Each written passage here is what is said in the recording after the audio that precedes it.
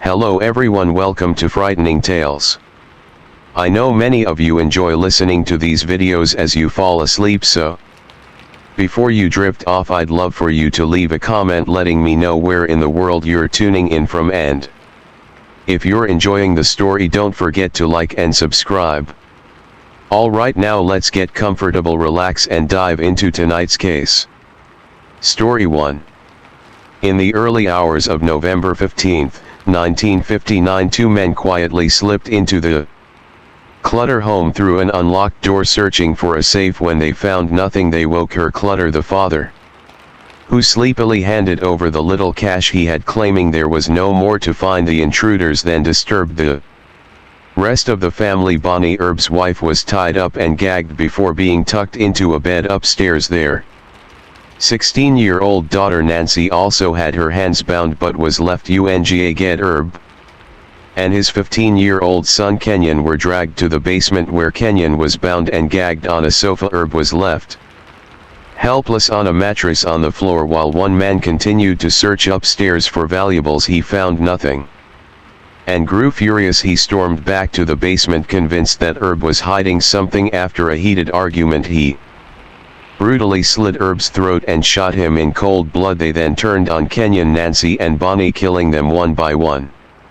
Without a second thought, these killers even drove over 400 miles to carry out their twisted plan. But why did they know this family at all? This is the chilling case of the Clutter family murders, and by the end of this video you'll understand why it remains one of the most infamous murder cases in history, the very case that started the true crime genre itself. For those who didn't know, the Clutter family murders are seen as the birth of the true crime genre. Thanks to the famous book In Cold Blood by Truman Capote, published in 1966, the book tells the shocking story of the 1959 murders that we are going to talk about today. Capote was so fascinated by the crime that he decided to travel to Kansas to learn more, and he didn't go alone. He brought his childhood friend Harper Lee, the author of To Kill a Mockingbird. Together they interviewed people, gathered details, and worked on the book for 6 years. When In Cold Blood finally came out, it was a huge success and is still one of the best-selling true crime books to this day, second only to Helter Skelter, which tells the story of the family murders. Now let's look at the heart of the story. Herbert William Clutter, born on May 24, 1911, was a respected and well-known figure in Holcomb, Kansas. He graduated from Kansas State University and was active in the First United Methodist Church. Holcomb was a tiny town with only 272 people by the 1970 census. Everyone knew each other, doors were rarely locked, and the town had a small dirt main street. Herbert Clutter was a successful farmer, owning River Valley Farm, which stretched over more than 620 acres. His hard work earned him a great reputation in the agricultural world, and he was quite wealthy. The Clutters lived in a beautiful 14-room house built in 1948 for $40,000, which was a lot of money at the time. So with all that being said, Herbert Clutter was a wealthy man, but he never flaunted his money. He was married to Bonnie Clutter, and together they had 4 children: Ivana, Beverly, Nancy and Kenyon. By 1959 the 2 older girls had moved out, leaving Herbert, Bonnie, Nancy and Kenyon in the family home. In the book, Truman Capote delves into Bonnie's mental health struggles. After the birth of her 4 children, she battled postnatal depression, which continued to affect her throughout her life. Capote also mentioned her physical ailments, including a displaced vertebrae in her spine. Doctors had suggested that an operation could relieve both her mental and physical issues. However, surviving family members argued that this portrayal doesn't do justice to Bonnie. She wasn't just a sick person, she adored being outdoors and loved hosting gatherings at their home. Described as a true lady, she was eagerly anticipating a big family Thanksgiving with relatives traveling from all over the country to celebrate. On the other hand, Nancy Clutter, born on January 2, 1943, was 16 years old at the time of her death. Like The rest of her family, she was well liked and respected in Holcomb, where she had a wide circle of friends. Nancy attended church every week, enjoyed baking, and loved horseback riding. Her boyfriend Bobby remarked that she didn't have a mean bone in her body. Then there was Kenyon, who was a year and a half younger than Nancy, born on August 29, 1944. At just 15, Kenyon was full of energy, always on the move and ready to crack a joke. He was just beginning to step into adulthood when his life was tragically cut short on the 15th of November 1959. A sense of dread hung in the air. It was a Sunday, and two of Nye's friends came over, as they did every week, to go to church together. This time, however, they knocked on the door but received no answer. The cars were still in the garage and everything seemed perfectly normal, yet there was an unsettling silence inside the house. After several attempts to call the home, they decided to check again. This time they found the front door unlocked and stepped inside, calling for Nancy. The house was eerily quiet. Worried, they headed to Nye's room, expecting to find her still asleep. Instead, they were met with a horrific sight. Nancy lay dead in her bed, blood splattered across the walls. Clutters did not lock their doors at night. They trusted their neighbors. They didn't expect evil to come to their door. What happened then? Dick, the father of one of Nye's friends, was waiting outside the house and decided to go in to call the police himself. Once inside, he noticed the phone receiver was off the hook and the phone lines had been cut. Realizing something was very wrong, he and his son drove to a nearby place to call the police and alert them about the situation at the Clutter home. When the police arrived, they were met with a horrifying scene. Herbert Clutter was found in the basement's furnace room, bound and gagged with a shotgun wound to the front of his head and his throat slit. Kenyon, his son, was found in another basement room, also bound and gagged and shot in the same manner. Bonnie Clutter was discovered in her bedroom, similarly bound and shot in the side of her head. Nancy lay dead in her bed, bound but shot in the back of her head.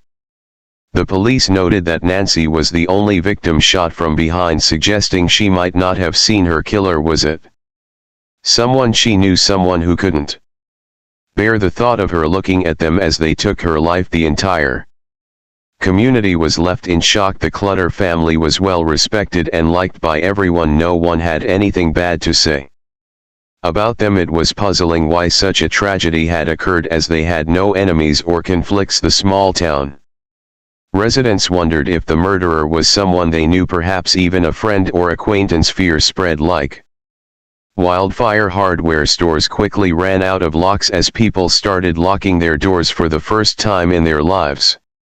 We didn't know who did it or why everybody was on edge. It truly made a different community. There was fear for the first time. By the way, I post true crime and new cases here every day, so if that sounds like your kind of thing, please consider subscribing. It helps a lot. Going back, the police started their investigation as they meticulously photographed every room in the house and every victim, searching for fingerprints.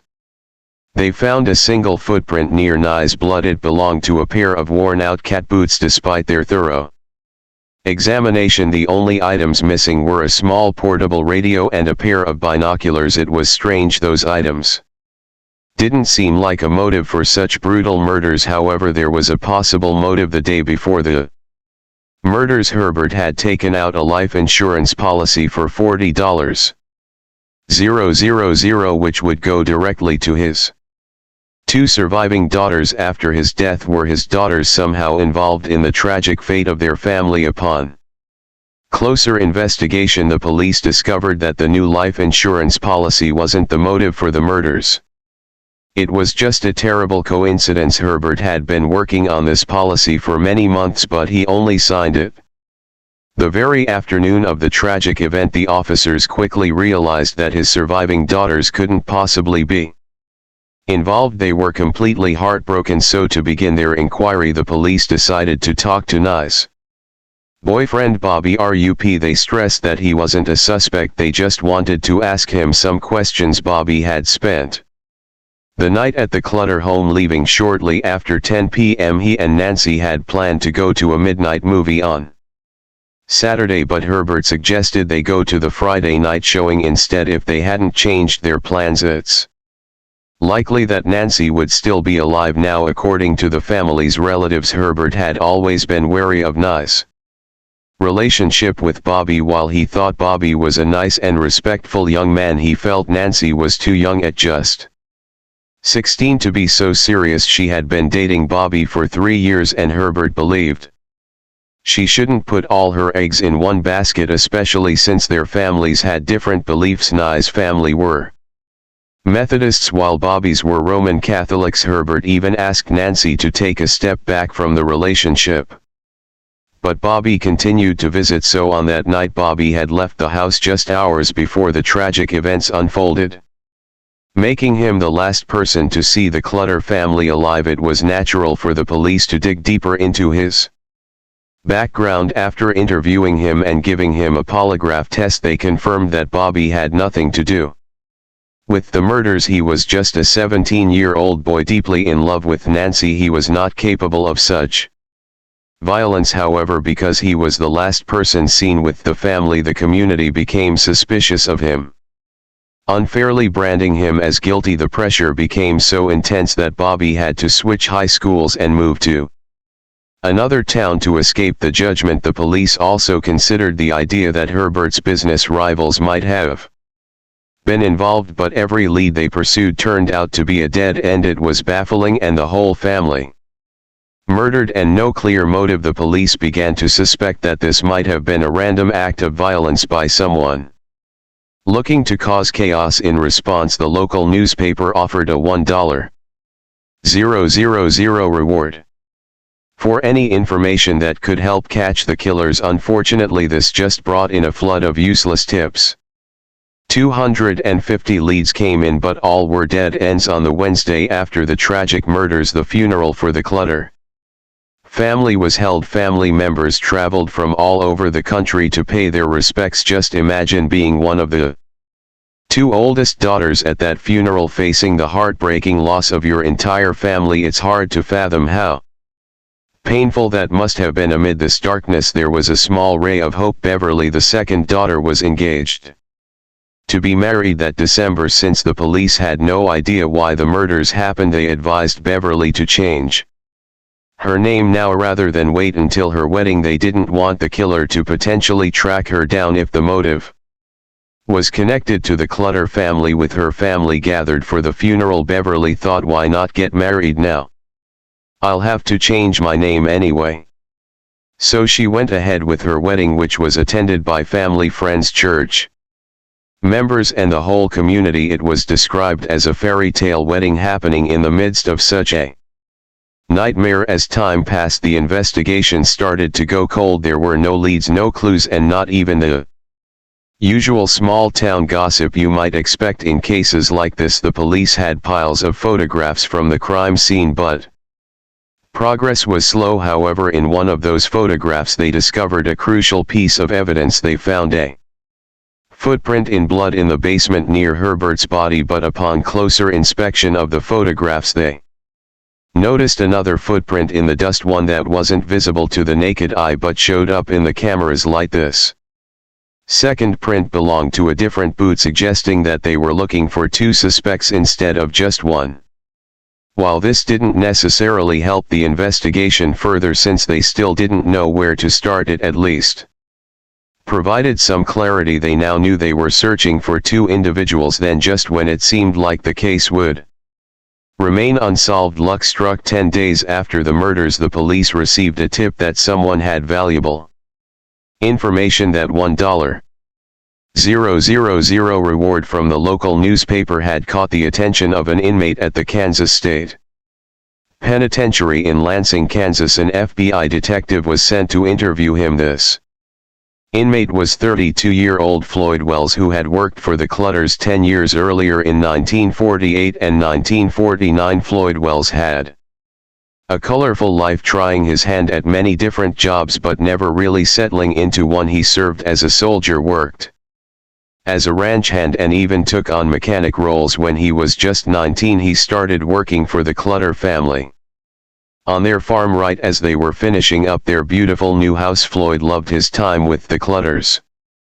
They treated him like family. He recalled how Mr. Clutter surprised him with an extra $50 as a Christmas bonus, showing just how kind they were. After finishing his work with the Clutters in 1949, Floyd went through a series of ups and downs. He got married, then divorced, and even served in the army. Fast forward 10 years to June 1959, and Floyd found himself in trouble. He was arrested for breaking into an electrical appliance store in an attempt to steal a lawnmower. He had dreams of starting a lawnmower rental business, but figured he needed the equipment first. Unfortunately, he got caught and ended up with a 5-year prison sentence. While in prison, Floyd's cellmate was a since they spent a lot of time together. They had plenty of conversations. One day their talk shifted to past jobs, and Floyd shared stories about working for Mr. Clutter on his farm in western Kansas. Curious, Hickok asked Floyd if Mr. Clutter was wealthy. Floyd nodded and explained how he once saw Mr. Clutter pay a hefty lumber bill in cash from a safe inside his home. That week alone, he remembered Mr. Clutter spending around $10,000 on various bills from then on. Hickok couldn't stop asking questions about the Clutter family. He wanted to know how many of them there were, their ages, and the layout of the house. He even inquired about where Mr. Clutter kept his safe. Floyd shared everything he knew, not realizing how dangerous this information would become. Before long, Hickok started talking about a sinister plan he had to kill Mr. Clutter, going into detail about how he intended to carry it out. Hickok often mentioned a man named Perry Edward Smith, whom he had met while they were both in prison in Lansing. Although Smith had been released on parole, Hickok knew he could always count on him as a partner. The two men had a close bond, and some sources even speculate that they may have had a romantic relationship, but that remains uncertain. After all these years, Hickok seemed to have a special attachment to Perry and was eager to get him involved in his plan to target the Clutter family. Hickok vividly described to Floyd how he intended to carry out this crime, detailing plans to tie up the Clutters and shoot them. However, Floyd didn't take Hickok seriously. Life in prison often involved this kind of bravado, talking tough to intimidate other inmates or just to boast, so Floyd shrugged off Hickok's threats as mere prison chatter. That all changed one day while lying in his cell listening to the news on the radio. He heard about the tragic murders of the Clutter family in western Kansas. Even then, Floyd remained silent. The fear of being labeled a snitch in prison was far too great. It could cost him his life. Despite this, he followed the news closely, especially when they announced a reward of $1,000 for information about the murders. The reward almost tempted him to speak up, but he hesitated. Along with the fear of being a snitch, he worried about being seen as an accomplice to murder. After all, he had unknowingly led the killers to the Clutters. Eventually, Floyd couldn't hold it in any longer. He confided in a fellow inmate who was religious and whom he trusted. This inmate offered to help Floyd get called into the warden's office without it looking suspicious. It would seem like Floyd was in trouble for something else, not for snitching. The next day he was summoned to the warden's office, and he finally told his story. 10 days later, the police had the answers they needed. They confirmed that Floyd Wells had indeed worked for the Clutter family 10 years earlier and gathered information about Perry Smith and Dick Hickok, complete with mugshot. Now they knew who they were searching for, but they still had no idea where to find them. Now, to give you some context, Richard Eugene Dick Hickok was born in Kansas City to farm worker parents. As the firstborn son, he was a star athlete, excelling in baseball, basketball, and football. He had a happy childhood, got good grades, and graduated high school with plans to study engineering in college. Unfortunately, his family couldn't afford to send him, so he took a job with the Santa Fe Railway in Kansas City. At just 19, he married a 16-year-old named Carol. Together they rented a house and bought a nice car, starting their life as a young couple after his time working in various jobs.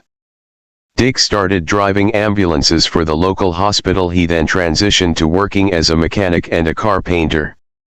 Showing promise for a bright future, however, everything changed one fateful day when he was involved in a serious car accident. His vehicle flipped over, crashing into the water by the side of the road, leaving him face down and unconscious. Thankfully, a passerby noticed and rushed to pull him out just before he drowned. The accident left Dick with a severe head injury that would alter his life forever. His face became slightly disfigured and his features became noticeably asymmetrical. His father noted that Dick was never the same after the accident. His personality shifted dramatically. He started engaging in petty crimes, gambling, writing bad checks, and even cheating on his wife, Carol, with an older mistress. Eventually he left Carol for this mistress despite having 3 children with her. As his criminal activities escalated, Dick began stealing firearms and attempting to sell them. His actions ultimately caught up with him, leading to his incarceration at Lansing Penitentiary, where he met Floyd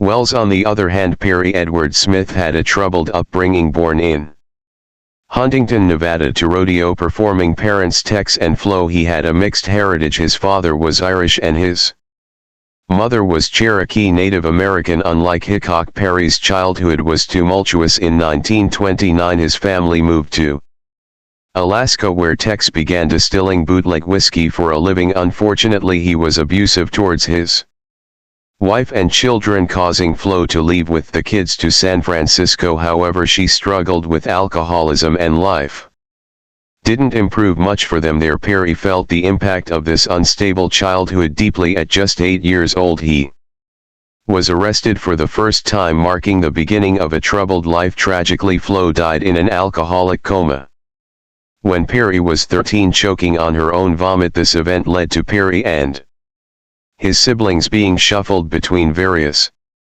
orphanages and institutions where they faced physical and emotional abuse. Eventually, Perry reunited with his father and they attempted to live together while moving around the western United States. Unfortunately, their relationship was rocky, and Perry, who was struggling himself, turned to petty crime to survive. Without an education, he found it difficult to make a stable life for himself. Perry joined the army and served in the Korean War. In 1952 he received an honorable discharge despite spending time in the stockade for fighting. While stationed at Fort Lewis in Washington, he bought a motorcycle with his first paycheck, but was soon involved in a serious accident that left him hospitalized for 6 months. As a result, he suffered permanent leg disabilities and chronic pain, requiring him to rely on medication for the rest of his life. By 1956, Perry was convicted of grand larceny, jailbreak, and car theft,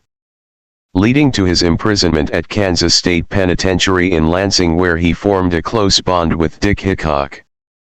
Perry was released from prison early in 1959, and shortly after, Hickok also gained his freedom in November of that same year. Right after being released from prison, Hickok wasted no time. He quickly reached out to Perry Smith, urging him to break his parole and return to Kansas to help with the robbery he had been plotting in jail. Smith had claimed he had killed a man, a story that many found hard to believe, but it gained traction among inmates, including Hickok, who trusted Smith completely. Hickok was convinced that Smith would assist him in committing these crimes, referring to this heist as his big score, and he believed Smith wouldn't hesitate to kill if necessary. Earlier that year, Smith had been paroled and briefly lived with his father in Reno. However, after a fallout, he found himself on the move and spent a month in Las Vegas. When he received Hickok's letter, he decided to return to Kansas City, hoping to reunite with another former inmate. Unfortunately, he missed the meeting by just a few hours. Once they reunited, Hickok laid out his robbery plan and they got straight to work. On the night of November 14, they entered the Clutter family home through an unlocked door. Their intention was to kill the family and steal cash from a safe. However, they were shocked to discover there was no safe at all, meaning they had killed the Clutter family for no reason whatsoever. After the murders, the pair headed to Kansas City where Hickok briefly worked at a car paint shop. He stopped going to work after the 20th, and on the 21st he tried to pass a bad check for $192 at the Elko camera shop. The Kansas Bureau of Investigation later spoke with Hickok's parents, who mentioned that Dick and Perry had taken a trip to Fort Scott, Kansas on November 14, allegedly to find one of Perry's sisters. They returned home for a quick lunch on November 15 before heading to Kansas City. The KBI conducted a search of their home and found a bloody shirt in a drawer and a shotgun that Hickok had bought while owning a shotgun was quite common in Kansas and didn't raise immediate red flags. The KBI believed they were on the right trail after spending a short time in Kansas City and writing several bad checks. The duo decided to escape to Mexico. They reportedly pawned the radio and binoculars they had stolen from the Clutters and even sold the car they had used to drive there. However, they eventually planned to return to the United States, intending to commit more crimes to earn enough money to escape to Brazil, where they thought they couldn't be extradited back to the U.S. They crossed back into the States 31 days after the murders, mailing most of their belongings to Las Vegas for later pickup. This was part of their strategy to travel light so they could easily hitchhike across the country. After hitchhiking east and stealing a car in Iowa, Hickok and Perry Smith found themselves back in Kansas City. Hickok began passing a staggering number of bad checks totaling over $500 on December 16. Authorities received a tip from a furniture store about bad checks being used to purchase a television set. The KBI raced to the scene, where employees identified Hickok from a photo. At the same time, a service station worker recognized him as he tried to use a bad check there, putting the authorities hot on their trail from Kansas City. The pair drove down to Miami, Florida, where they spent Christmas. They sold everything they had bought with those bad checks in Miami and continued their zigzag journey across the United States, picking up odd jobs here and there for cash. Around New Year's, they decided to return to Las Vegas, still driving the stolen car from Iowa. However, by the time they reached Vegas and picked up their belongings from the post office, the police had started to catch on to the car's dubious history. Finally, the police stopped them when they searched the trunk of the car. They discovered two pairs of boots, one with a cat's paw sole and the other with diamond tread matching the boot prints found at the Clutter murder scene. This crucial piece of evidence linked them directly to the murders. If the police had apprehended them just an hour earlier, they would have missed finding those boots, and this vital evidence could have slipped away. It was pure luck for law enforcement. The Kansas police traveled to Las Vegas to interview Hickok and Smith, focusing on Hickok, who was known to be more talkative. Smith, on the other hand, seemed detached and cold. Hickok was charming and chatty, so the police started by discussing the bad checks found in the Kansas City area. Before directly asking about the Clutter family murders, they informed Hickok that they had irrefutable evidence, placing both men at the crime scene, making it impossible for them to deny involvement. Under pressure, Hickok began to talk. He asked if there was any way he could get out on a manslaughter charge, claiming, "I never pulled the trigger. In fact, I didn't know what the hell was going on. I was in the other room when it first happened." He shifted the blame for the murders onto Perry Smith, who remained silent and avoided the questions, denying any knowledge of the Clutter family murders, while Hickok effectively confessed in the other room. Eventually, the two men were driven back to Kansas in separate cars, with Dick Hickok in the front vehicle and Perry Smith in the one behind. This arrangement was deliberate. Investigators knew Hickok couldn't stop talking. They figured if Smith saw Hickok chatting away with the investigators, he would likely get frustrated, and that's precisely what happened. As Smith simmered with anger, he began talking to the investigator in his car. He pointed out that they had agreed to stay silent if they were ever caught, but here was Hickok spilling his version of the story. Smith shared how he had received a letter from Dick detailing their plan to stay at Dick's parents' house to put new tires on the car before heading to Holcomb the next Morning they had Dick's shotgun and a hunting jacket stuffed with shells along with more ammunition in the trunk. During their trip they stopped to buy cord, knowing they would need to tie up people. They bought all the cord available, enough to restrain about 12 to 14 individuals. They arrived at the Clutter home between midnight and 1:00 a.m. While scouting the area they encountered Mr. Clutter and asked him where the safe was. Mr. Clutter insisted there was no safe, and that he kept no money in the house. However, Dick was convinced Mr. Clutter was lying, although Smith believed him. Instructed by Hickok, Smith cut the phone lines and they went upstairs, waking up Bonnie first. She echoed her husband's earlier claim that there was no safe. They then woke Kenyon before finally getting to Nancy, who was already awake. In his account, Smith expressed his disgust at Hickok's attitude. He was shocked by how Hickok was behaving. Having never seen him like that before, Smith believed the family when they insisted there was no safe, while Hickok refused to accept it. The two decided to separate the family members, tying them up one by one in different rooms of the house. Even after finding about $50 in change, they continued to press Mr. Clutter for money. He assured them that if he had any cash he would have given it to them by now. Frustrated, Smith turned to Hickok and asked what now. Hickok coldly replied that they were to leave no witnesses behind. The two debated who would go first. Eventually, fueled by anger and frustration, Dick stabbed Mr. Clutter in the throat with his hunting knife. He then urged Hickok to do his part, and Hickok stabbed Mr.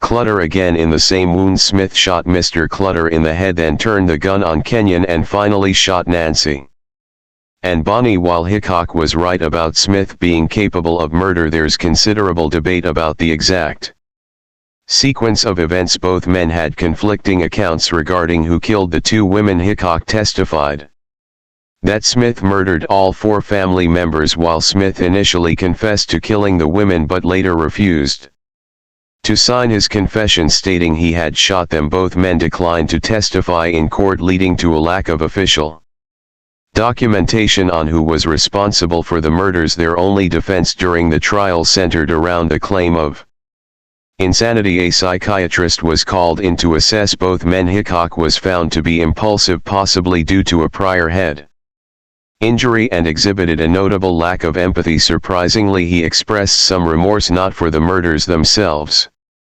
but for getting caught. He even mentioned that he would be upset if someone harmed his own family. Hickok's troubling attraction to teenage girls is another aspect of his character. His first wife was only 16 when he was 19, and this pattern persisted as he got older. He later admitted that one of his main motives for targeting the Clutter home was not just robbery but the desire to assault 16-year-old Nancy Clutter. Even when he realized there was no safe to steal from, he was still intent on committing his crime until Smith stepped in to stop him. For Smith, the thought of rape was a line he couldn't cross, even in the context of their violent plan. On the flip side, Perry Smith was genuinely curious about his own psyche and wanted to understand what made him tick. He acknowledged that there was something wrong with him for committing such terrible acts. The psychiatrist described him as paranoid and borderline delusional, reflecting a troubled mind. Smith had a childhood that contributed to severe anger issues. Interestingly, when they arrived at the Clutter house, he initially wanted to turn back but ultimately lost control and ended up committing murder. The key question during their trial was whether they could distinguish right from wrong. The psychiatrist concluded that Hickok understood the difference while he couldn't form a definitive opinion about Smith's mental state. Both men were charged with 4 counts of first-degree murder, and the evidence against them was overwhelming. On March 29, 1960, they were found guilty and the jury recommended the death penalty. After spending 5 years on death row at Leavenworth Federal Penitentiary, they were executed by hanging on April 14, 1965. Hickok was pronounced dead at 12:41 a.m. followed by Smith at 1:19 a.m. The tragic murders of the Clutter family, carried out for a mere $50 worth of items, continued to leave a haunting Impression on society. In a twist of fate, years later both Hickok and Smith's bodies were exhumed from the cemetery as authorities aimed to solve a cold case that had lingered for 53 years. This involved the tragic murders of the Walker family, Cliff and Christine Walker, along with their 2 young children, 3-year-old Jimmy and 1-year-old Debbie. The entire family was shot to death in their home in Osprey, Florida on December 19, 1959. The KBI exhumed the bodies of Richard Hickok and Perry Smith. The 2 men were executed for the murders of Herb and Bonnie Clutter and their children in Holcomb, Kansas. At the time of the Walker murders, Hickok and Smith were known to be in Florida spending Christmas not far from where this crime occurred. They were initially considered suspects, but a polygraph test cleared them of the murders. However, with modern standards for polygraph testing, those results would not hold up today. Authorities hoped that by exhuming the bodies they could match DNA samples to semen found on Walker, who had been raped by her murderer. By August 2014, it was announced that investigators had been unable to find a DNA match. Only partial DNA could be retrieved from the bones, and the samples taken from Christine were too old, degraded and contaminated. Thus Hickok and Smith remain at the forefront of suspicion in the Walker family case, even if they cannot be definitively ruled in or out. If you're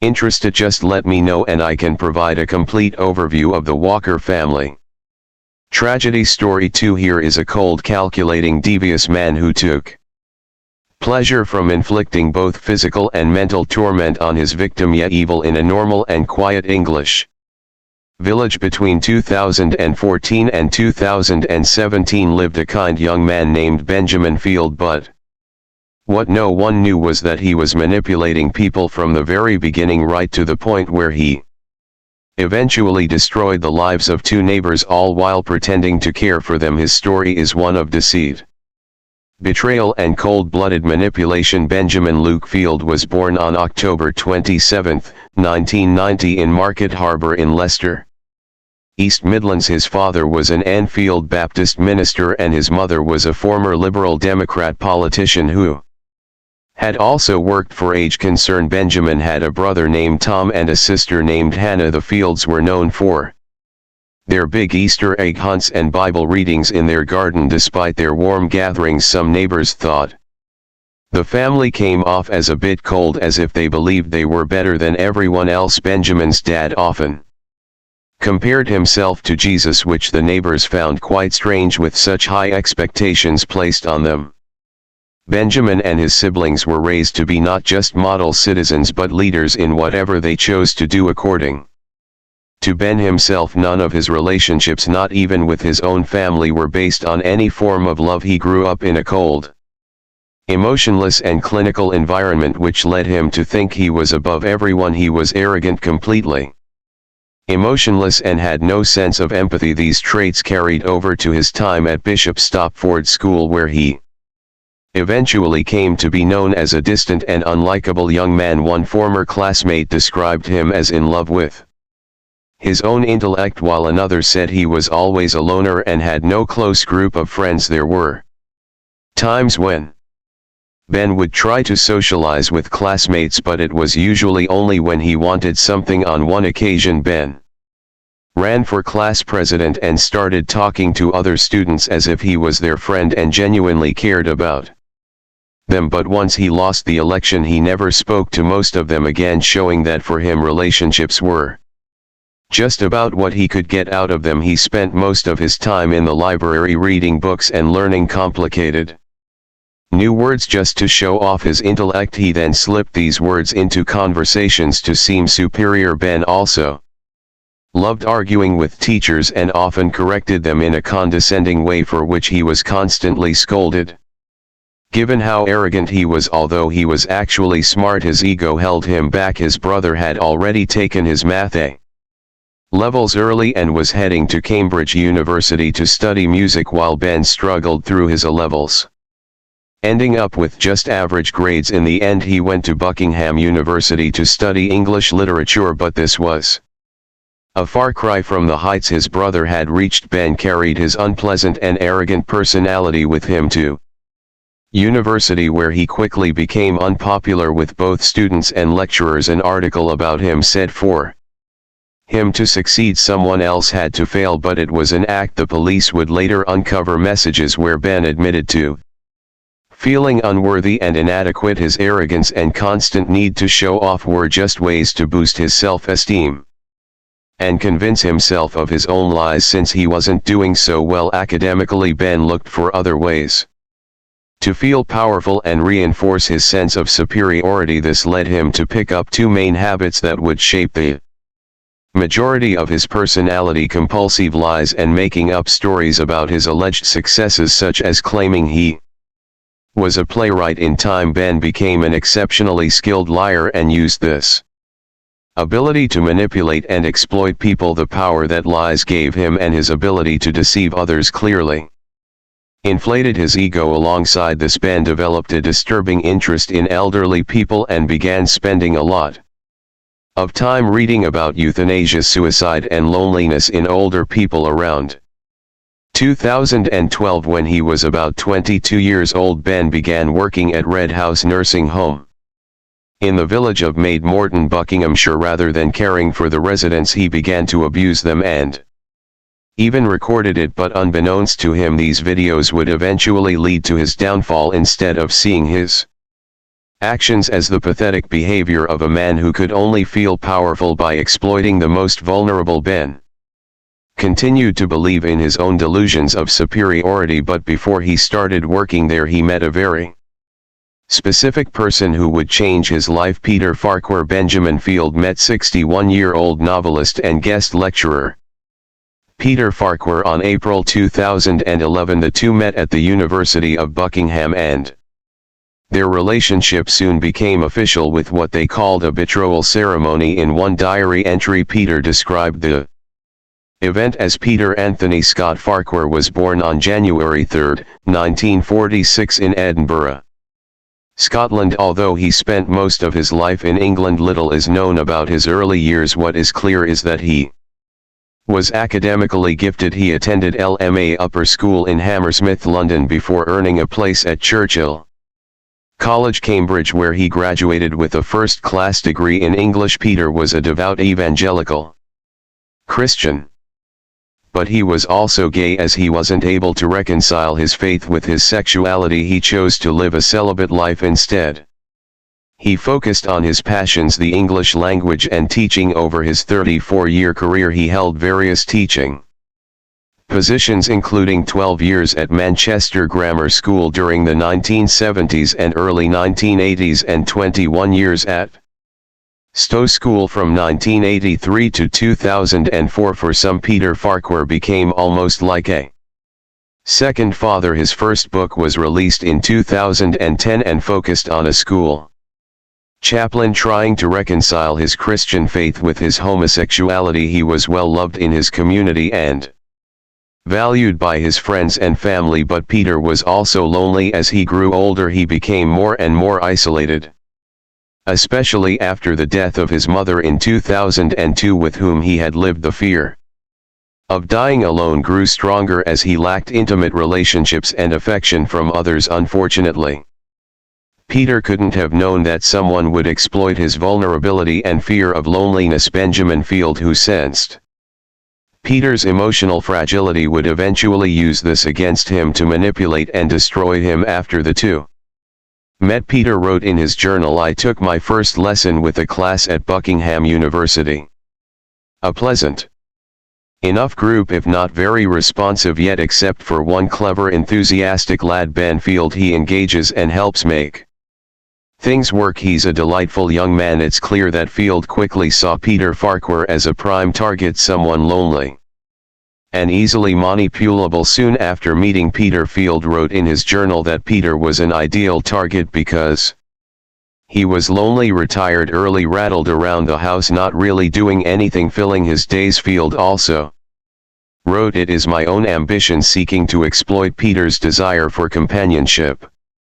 So Field began grooming Peter as he pretended to share the same Christian beliefs. In reality, Field had no genuine religious conviction. Instead, he was motivated by a desire for power and control to get closer to Peter Field.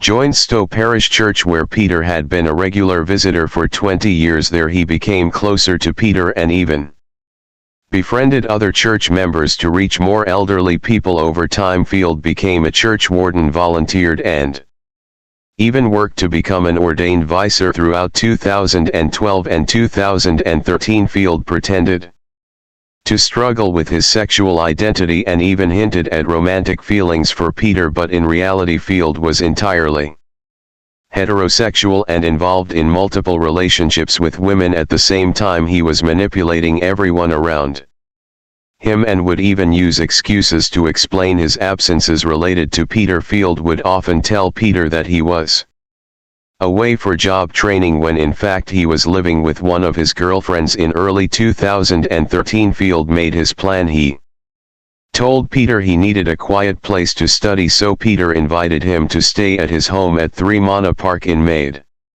Morton. Field took advantage of this invitation and began visiting him every day. He spent most of his time talking with Peter. He listened attentively to everything Peter said, then went away to research it to make sure he could continually impress and charm the lonely man. Field threw himself at the center of Peter's world and frequently told Peter how much he loved and cared for him. In his journal Peter wrote, "Please God reward Ben for his goodness to me and others. He's taking his job at the care home very seriously as he helps old people with their dementia. He's too close to death and more interested in it than he should be."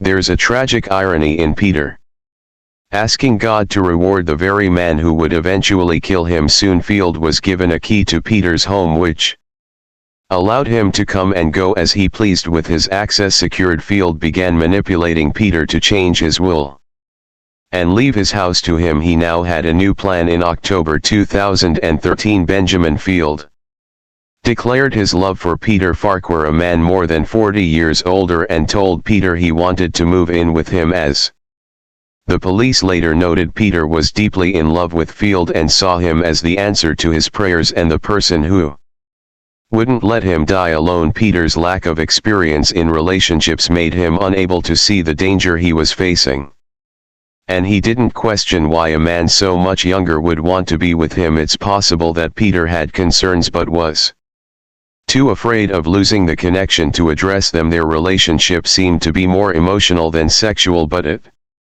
was clearly very important to Peter. He wrote in his journal, "We drove to Dunbeacon. At the summit Ben said the reason he wanted to live in Buckingham was to be with me. We hugged and embraced each other. I can't believe this has happened. Ben can love me, a miracle if ever there was one." Field eventually moved in with Peter. He chose January 3, 2014, which was Peter's 68th birthday, to move closer to the inheritance. Peter wrote, "Ben made this an exceptional and wonderful birthday. He presented me with a beautiful jet and mother of pearl knife. He asked me formally and with great beauty if we could be betrothed. He wanted to be mine. I accepted with all my heart." A betrothal ceremony is a formal engagement but not legally binding like a marriage. For Field it was a perfect manipulative tool to secure his position with Peter and move closer to his goal of getting his money. However, Field couldn't help but boast online about his true feelings towards Peter. He wrote, "Here's the deal, I pay for nothing and will hang out with him until his eventual death. Win-win. I'm pretty comfortable with death." Almost immediately after moving in with Peter in 2013, Field began a campaign of abuse and gaslighting. He ordered sedatives or stole them from the care home and used them to lace Peter's food and drinks. Field also started moving Peter's belongings around, hiding his clothes and deleting contacts from his phone. He took sadistic pleasure in watching Peter's confusion as he began to question his own sanity. The journal entries showed that his plan for 2014 was to get Peter to change his will. He succeeded in November of that year when Peter changed his will to leave Field half the value of the house and a lump sum of $15,000, which Field later increased to $20,000. Field manipulated Peter into changing his will by convincing him that the effects of the drugs he was giving him were signs of Peter's declining health. He convinced Peter that he needed to put his affairs in order to prepare for his death, but there was a condition.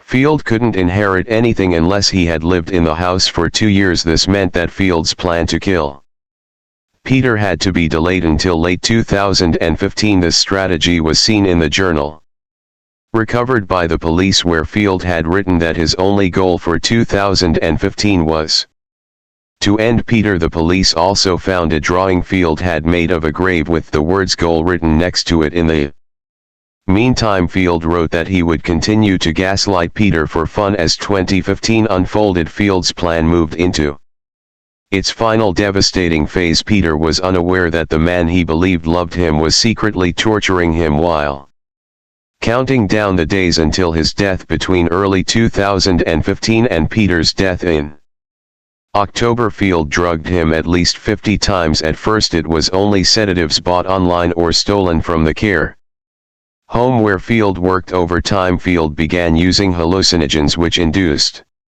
terrifying and distressing hallucinations for Peter. Field took pleasure in publicly humiliating Peter.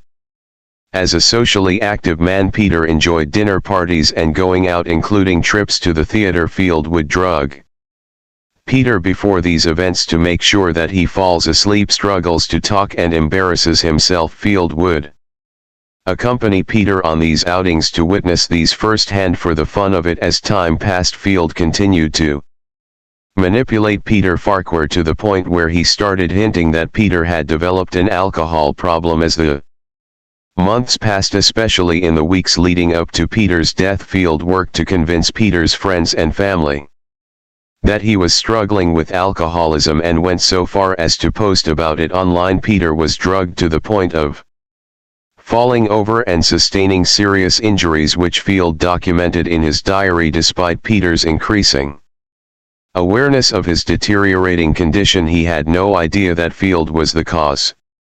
One diary entry from Peter reflects his confusion and growing concern. "I've been feeling tired and lethargic for a few weeks and occasionally lost my balance. Ben has been so kind." As for Field, he didn't just write about his crimes, he also needed to capture them on video to relieve and feel his dominance. On at least one occasion he filmed Peter while he was bedridden in and drugged. In the clip, Peter can be heard mumbling incoherently, standing on some platform looking central, holding some thing, saying, "Sorry you can't get on this train.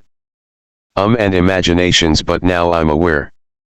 I'm aware even as I even that they're exchanging very substantial amounts of money." Peter's journal entries became increasingly strange as he neared death. He truly believed that he was losing his mind. By July 2015, just 3 months before Peter Farquhar's murder, Field increased the dosage of hallucinogens he was giving Peter. This made Peter suffer even worse and led to frequent night terrors and disturbing hallucinations. On August 2015, Peter attended a book launch for a novel he had written years earlier but had only recently been published. The event was a public display of Peter's deteriorating condition. He was confused, embarrassed, and struggling to stay awake. He had trouble signing copies of his own book and slurred his words. Field was there to witness Peter's humiliation. Fully aware that he was the cause of Peter's distress, he continued to promote the false narrative that Peter was an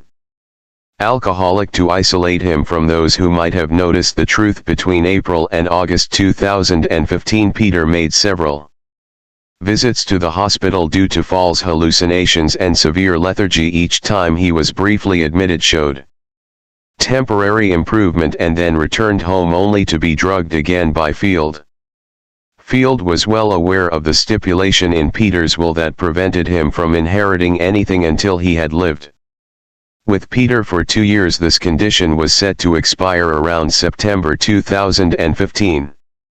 Until then, Field's focus was on torturing Peter, not killing him. But after the cut-off point, Field decided he wanted to murder Peter. The constant sedatives and hallucinogens had driven Peter to the brink of despair and even made him suicidal at times. In response, Field suggested that Peter's symptoms might be early signs of dementia and even implied that ending his life could be the best option. Field hoped to manipulate Peter into taking his own life, but despite his suicidal thoughts, Peter was not ready to die. When he realized he couldn't manipulate him, Field decided to move forward with the murder. It appears that there was at least one unsuccessful attempt on Peter's life before the final fatal assault on October 2015. On the 3rd of October 2015, Peter Farquhar was admitted to the hospital after being found unconscious in his home by his cleaner. He had dangerously high levels of sedatives in his blood and a large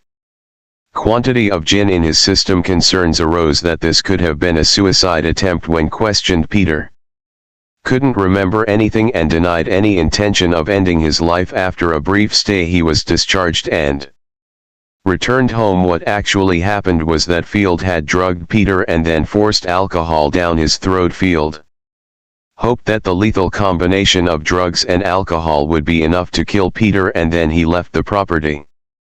But this attempt was unsuccessful. Just a few weeks later, Benfield made another attempt, and this time he succeeded. On the 25th of October 2015, Field again drugged Peter Farquhar. This time he made sure Peter was heavily sedated and too drunk to resist. To make sure he's dead, Field suffocated Peter, likely using a pillow or similar object. After making sure he was dead, Field left the scene. The next day, Peter's cleaner made a 991 call reporting that Peter was unconscious and not breathing. The emergency responders arrived at Peter's home and found him dead on his sofa with a half-finished bottle of whiskey beside him. Field's manipulation had come to a tragic end. The coroner ruled that Peter Farquhar died from acute alcohol intoxication while drinking alone at home. Peter's death was initially not treated as suspicious. He was buried and his will was settled. Field inherited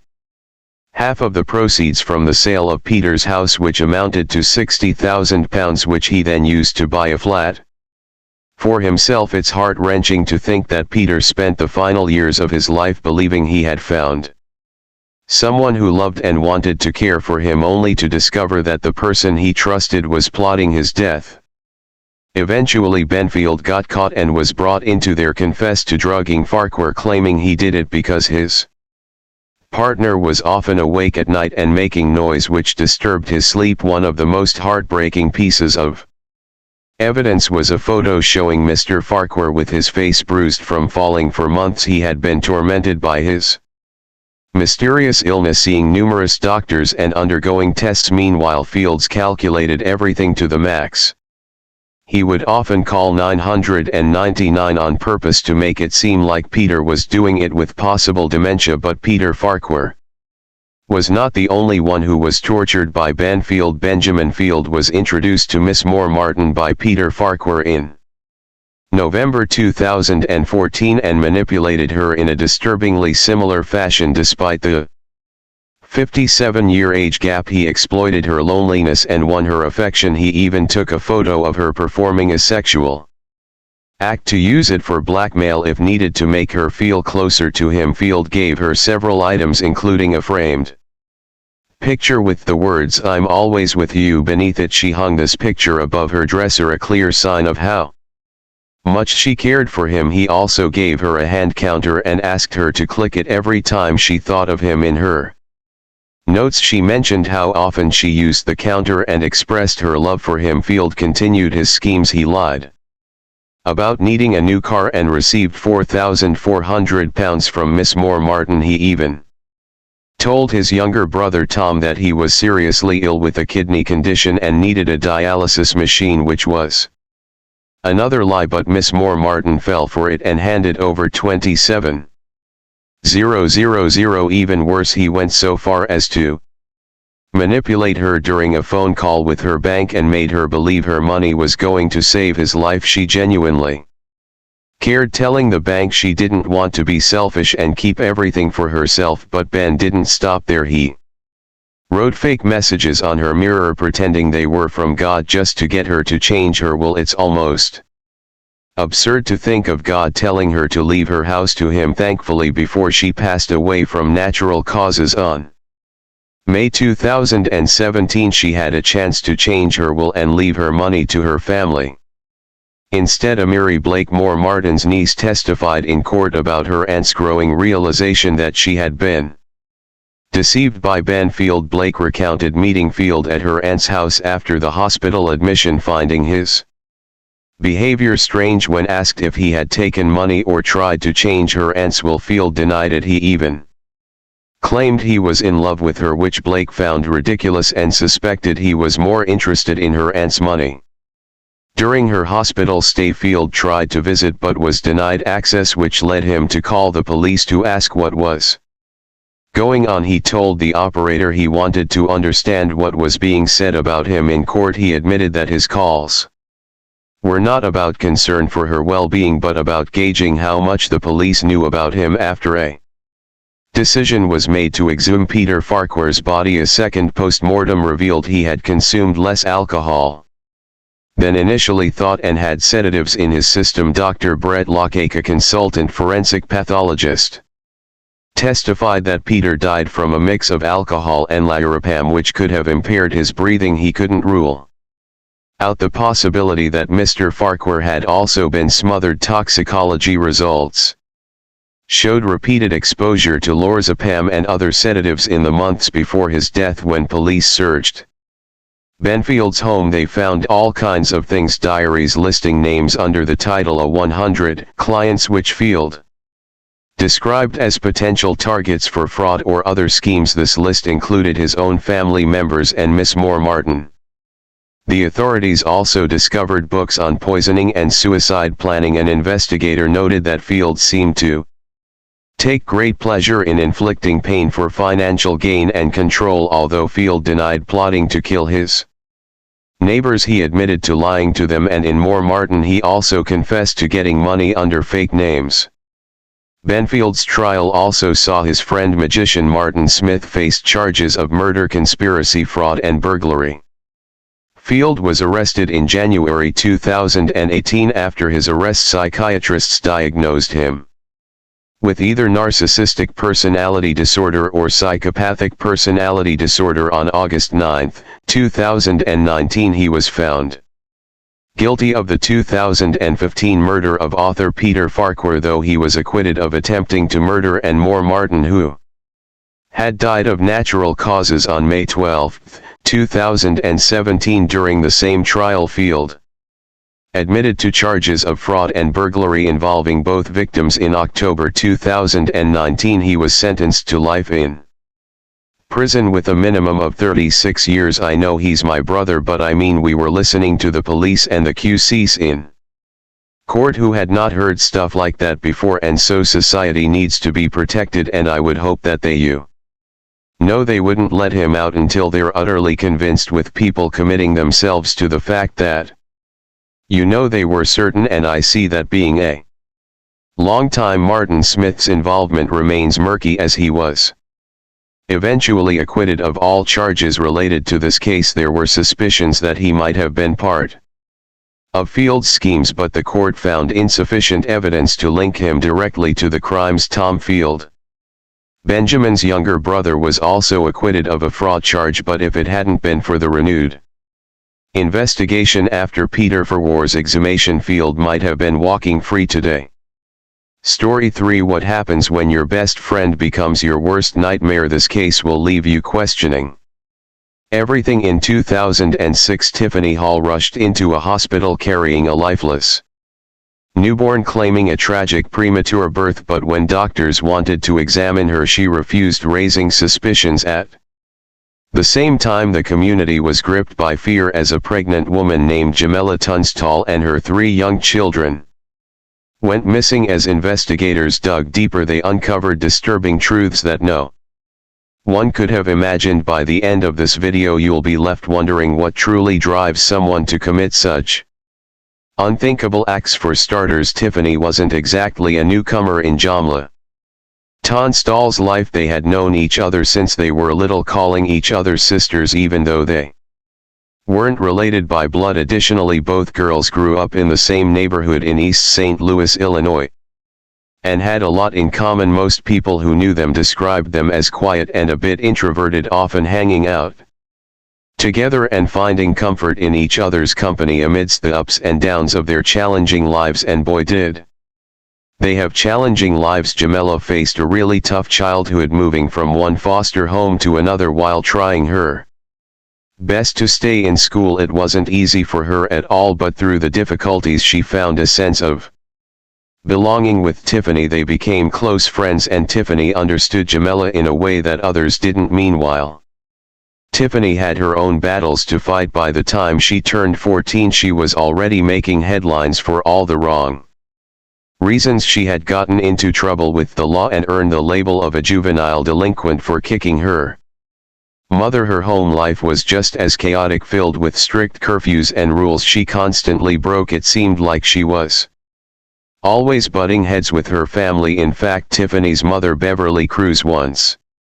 told the St. Louis Post-Dispatch that Tiffany was quite the handful. She even recounted a wild story about how Tiffany had set their kitchen on fire when she was a teenager. Yet despite everything, both Tiffany and Jamila stuck together, creating a friendship that felt unbreakable. And just like how they found solace in each other, they also shared the experience of becoming mothers. At 16, Jamila welcomed her first child, a son named Diamond, in 1999, and then had two more kids, Yvonne in 2003 and Janella in 2004. Although she struggled at times, like when she lost custody of her kids for disciplining her eldest son with a belt, she fought hard to reclaim her family. After taking parenting classes, she got her children back, determined to turn her life around. She even bought a car with her tax refund and enrolled in community college, aspiring to become a photographer one day. On the other hand, Tiffany's journey was equally tumultuous when it comes to parenting. Just like Jamila, she became a mother at just 16, welcoming her first child into the world, followed by a second baby shortly after. But her life took a dark turn in 1999. When she lost custody of her daughters, authorities discovered alarming evidence of severe abuse against her two-month-old baby, painting a heartbreaking picture of neglect. Witnesses recalled seeing the infant in Tiffany's arms, limp like a ragdoll doll, which raised immediate concerns. The injuries sustained that day would leave lasting consequences, and by the time the little girl turned 7, she still relied on diapers and struggled to communicate, often speaking in sounds that were difficult to understand. But in 2002, both of Tiffany's daughters were returned to her care. This happened after the state attorney decided not to pursue charges of abuse against her. The Department of Children and Family Services concluded that Tiffany was no longer a threat, which meant she could finally reclaim her role as a mother. It was a big relief for her, a chance to start fresh with her kids. However, life had other plans for Tiffany. That same year, she found herself in legal trouble once again. At just 23, she was charged with possession of a stolen credit card. Meanwhile, Gemma was living a completely different life at this point. While Tiffany's world was filled with drama and chaos, Gemma had found a quieter routine that worked for her and her family. She often kept to herself, focusing on protecting her children from the tough realities of their housing project. Life wasn't easy, but Gemma was determined to create a safe space for her kids. She was a cautious mom, rarely letting her children play outside unsupervised. Whenever they did venture out, you could find Gemma sitting on a milk crate just by her door, her watchful eyes following their every move. Her kids found joy in a little green tractor, a simple toy that they shared with the neighborhood kids. It was a small but significant source of happiness in their tough surroundings. Additionally, Gemma would walk her children to the school bus stop every morning, ensuring they started their day safely. By 2006, Gemma was 7 months pregnant, eagerly awaiting the arrival of a baby girl. She dreamed of a brighter future for herself and her growing family, filled with hope and possibilities. While Gemma was focused on her family's well-being and looking Forward to new beginnings. Tiffany was still grappling with her own struggles. Life seemed to throw challenge after challenge at her, but despite everything their friendship remained strong. In fact, Tiffany often took the time to babysit Gemma's kids even though she had her own parenting troubles to manage. It all seemed okay for them, but everything changed on the evening of September 16, 2006. Tiffany made a startling call to the police claiming she had just given birth to a stillborn child at Frank Holton Park. When she arrived at the hospital, the situation took a bizarre turn. Tiffany refused to let doctors examine her, raising immediate concerns about her story. Investigators began to question her, and as they pressed for details, her accounts became increasingly confusing. She alternated between saying she had been sexually assaulted and insisting that wasn't the case at all. No one knew Tiffany was pregnant except for her Navy boyfriend. An autopsy was performed on the baby girl, but it revealed no signs of trauma and failed to determine a clear cause of death. After that unsettling night, Tiffany left the hospital and the lifeless infant was taken to the morgue. What's even more bizarre is that Tiffany went ahead and organized a funeral for the baby she named Tiffany Horn just days after her dramatic claims. On September 21, she held the service, but the event was anything but ordinary. The funeral director couldn't help but notice Tiffany's strange behavior. Just minutes before the ceremony was set to begin, she unexpectedly asked if they could move the funeral to another day so that more family members could attend. This raised eyebrows, especially since only 2 family members showed up, which seemed odd given the circumstances. To make things weirder, Tiffany showed up 2 hours late. That's not something you expect at a funeral where people usually arrive on time to pay their respects. Among the few who did come was her boyfriend Keith Horn. He had come back from the Navy just for the service because he believed the baby being buried was his daughter. Meanwhile, everyone was starting to get really worried about Jamila. No one seemed to know where she was, and her friends and family were feeling more anxious by the minute. They tried calling her, sending messages and reaching out on social media, but nothing came through. It was like she had just vanished into thin air. By the way, I post true crime and new cases here every day, so if that sounds like your kind of thing, please consider subscribing. It helps a lot. It wasn't until after the funeral, when Tiffany had a conversation with Keith, that would change everything. Tiffany casually mentioned that she had cut the baby out of her best friend Jamila. Those words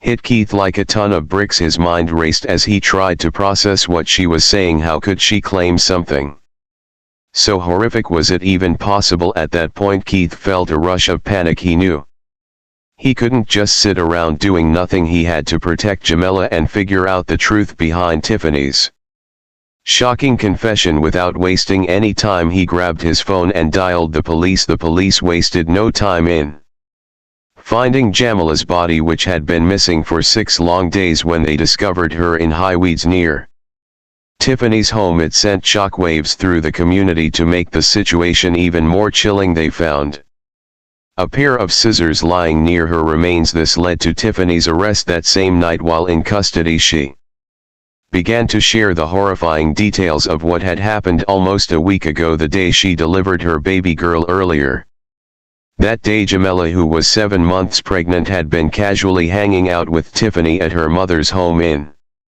Belleville, but things took a dark turn when Tiffany struck Jamila over the head with a table leg, hitting her repeatedly until Jamila became unconscious. Once Jamila was down, Tiffany took the situation to an unimaginable level. She bound Jamila's hands and feet with duct tape, ensuring she couldn't escape. At one point, Jamila regained consciousness and desperately tried to wriggle free from her restraints, but Tiffany, now completely unhinged, struck her again and taped her mouth shut to silence her cries for help. Then Tiffany dragged Jamila's lifeless body into the bathroom. In a chilling moment, Tiffany cut open Jamila's stomach with scissors in a desperate attempt to take the baby from her womb. Tragically, Jamila was still alive during this horrific act, but she lost an enormous amount of blood and eventually succumbed to her injuries after committing such a monstrous crime.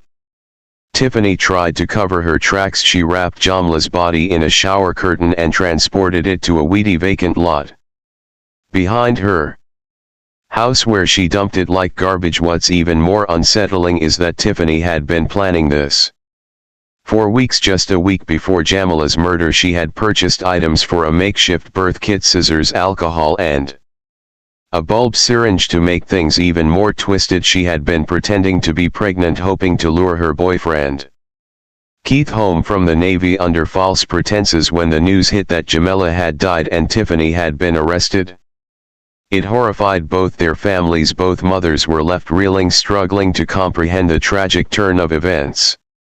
Just when everyone thought things couldn't get worse, another dark cloud loomed over the community. Jamla's 3 children were missing and nobody knew where they were. The following day, Friday, September 22nd, the police sprang into action. They headed straight to Jamila's apartment, hoping to find photos of the missing kids to share with the media, hoping someone would recognize them and help bring them back. Jamila's partner Yvonne Collins had already been questioned, and the police needed more information from him. While the police were piecing together the timeline, they learned that Tiffany's daughters were safe, but Jamila's kids were still unaccounted for. The officers reached out to Yvonne again, hoping he could shed light on the situation. He mentioned that he'd last seen me earlier on the 18th, but when he was asked about their whereabouts since then, he said they had been with him before leaving with Tiffany that same night. This raised even more eyebrows as the investigation continued. Tiffany was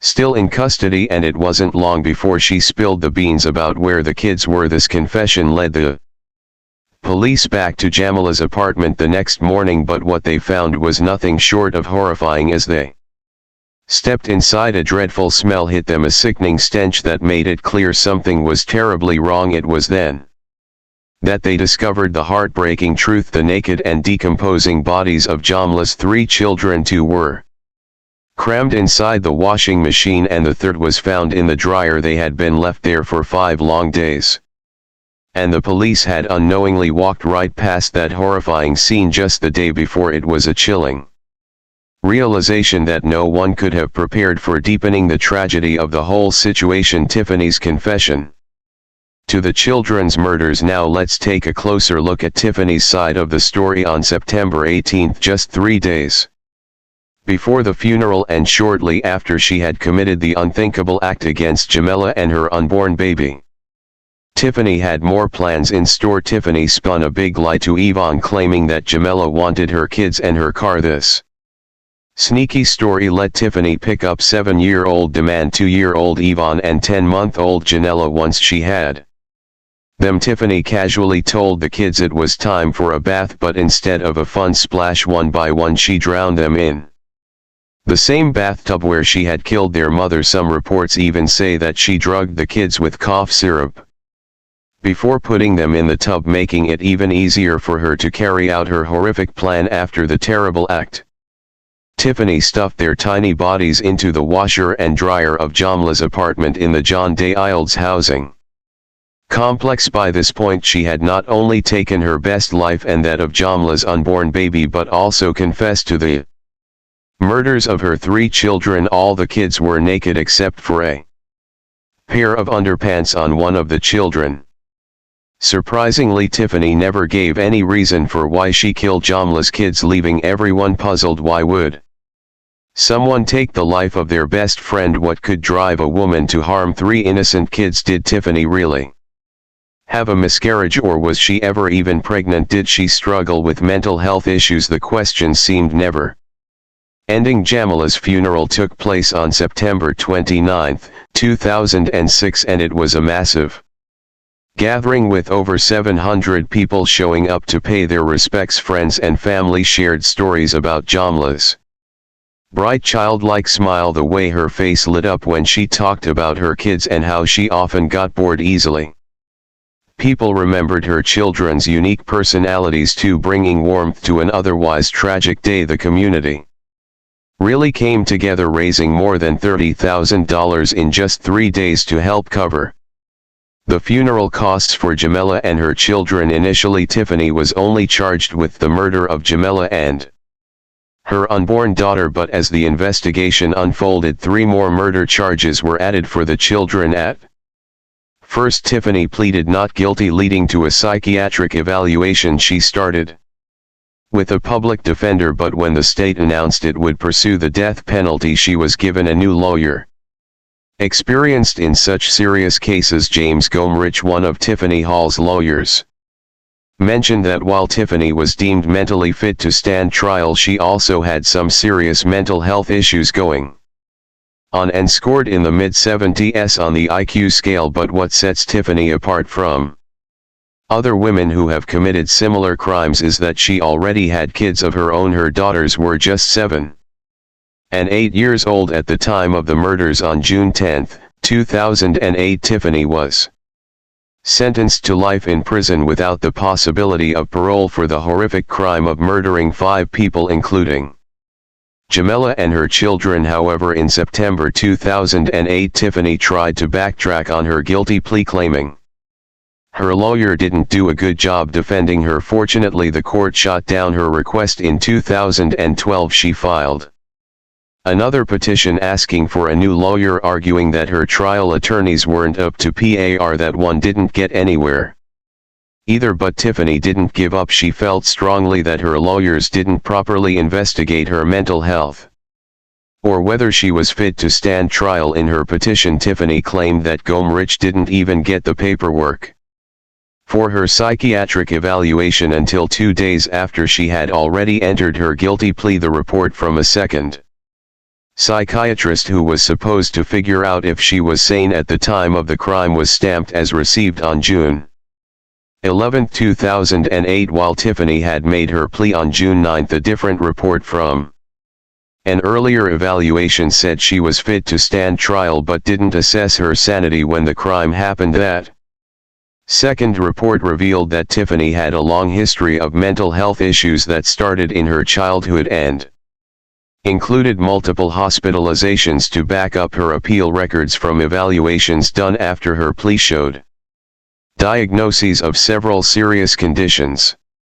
psychotic disorder, post-traumatic stress disorder, schizophrenia, mood disorder, bipolar disorder, and mild mental retardation. Because of all this, the court decided to reverse Tiffany's denial of post-conviction relief, which meant she could keep fighting her case. Tiffany's petition went through several revisions, with new attorneys working on it throughout 2015 and 2016. They were granted a bunch of extensions to get it right. She even asked for a new attorney again, but that request was denied too.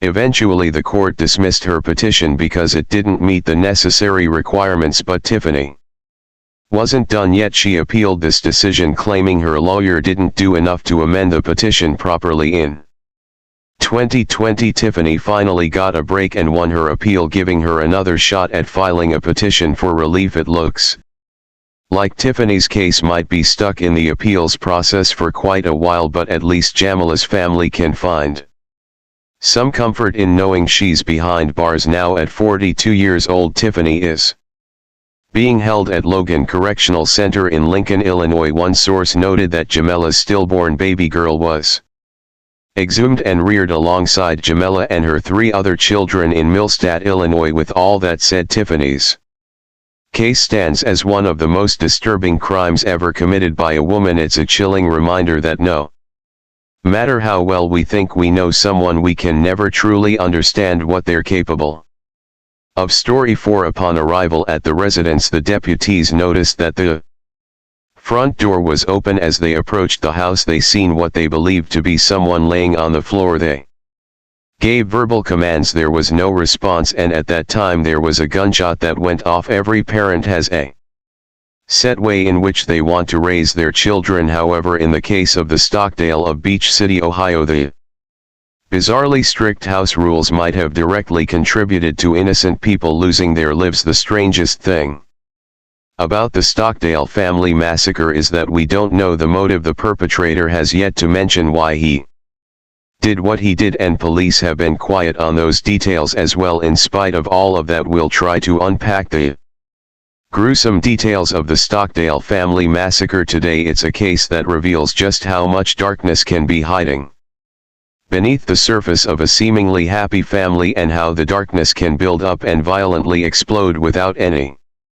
warning. The Stockdales were a deeply religious family that decided to move away from the city. Tim and Kathy Stockdale wanted their children to internalize wholesome Christian values, and they felt like the best way to do this was to isolate their children from the real world. The family moved to a remote farm in Beach City, Ohio, where they raised their 4 sons: Calvin, Charles, Jacob, and James. By all accounts, Kathy was a very strict mother. She instituted a series of rules that the boys had to follow, otherwise they'd be punished, and rewarded them for following the rules with meager prizes like being able to listen to a radio show. We moved out to the farm to develop wholesome values in our children. The day we moved, we heard gunshots in our neighborhood, and I knew we had made the right decision. That's not to say that the family was completely without joy. Of course, Kathy and Tim loved bluegrass music, and their children showed a lot of musical promise from a young age. Jacob especially became a fiddle-playing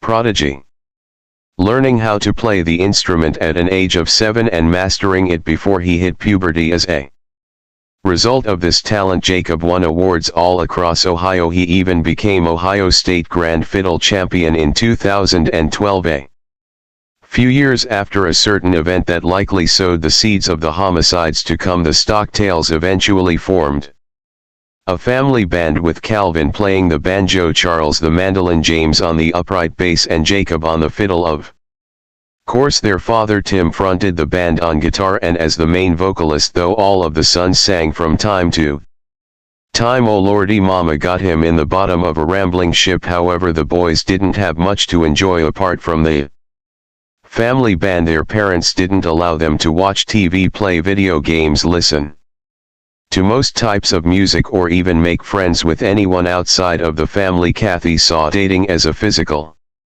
danger to her children since she was worried that they might get someone pregnant, and prohibited them from talking to any girls. This meant that the supposedly wholesome family was effectively a prison for all 4 of the children. But in the early 2000s, a TV show called Wife Swap was making waves.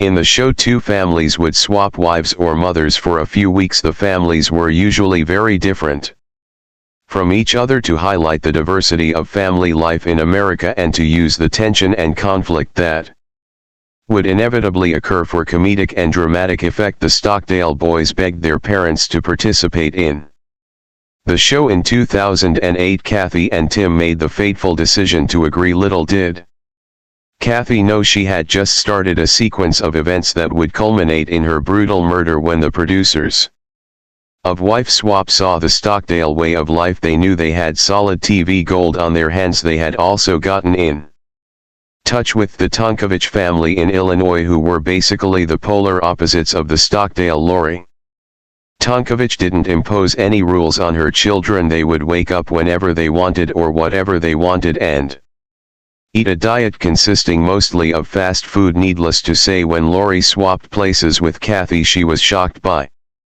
just how strict the mother of the household could be, and especially when she read about the routine the boys had to follow. After being woken up at 7:30, the boys had exactly 4 minutes to get to the breakfast table, otherwise they'd be fined 25 cents. They'd then perform all sorts of chores on the farm and in the house if they completed their chores with a so-called glad heart, which is to say they didn't complain about how hard they were forced to work. They'd get tokens that they could exchange for little pleasures like listening to a family-friendly radio show under strict supervision. After finishing their chores, the boys gathered together for homeschooling. They couldn't even get out of the house to study, which meant they had basically no contact with other kids their age. Kathy possibly taught them a very Christian-oriented syllabus, which meant less of a focus on science and facts and more on biblical stories. During the show, Lori got so upset when she saw how the boys were living that she broke down in tears. She wanted to have a good impact on the kids' lives, so she decided to introduce them to some of the things they'd missed out on. This meant setting up a cable TV connection and buying a video game console. The boys seemed excited about the games, but Jacob notably said he didn't see any value in what he was doing. James talked about how guilty he felt but that he still loved playing video games. This also showed just how deep the indoctrination went in the Stockdale family. When Lori encouraged Jacob to watch some TV, he reportedly broke down crying and ran outside. Lori then followed him and asked him what was wrong, and the answer she got was as shocking as it was heartbreaking. Jacob said that he was worried about going to hell if he watched TV, even though Lori was most likely showing him wholesome, family-oriented content. She tried her best to change how the Stockdales lived,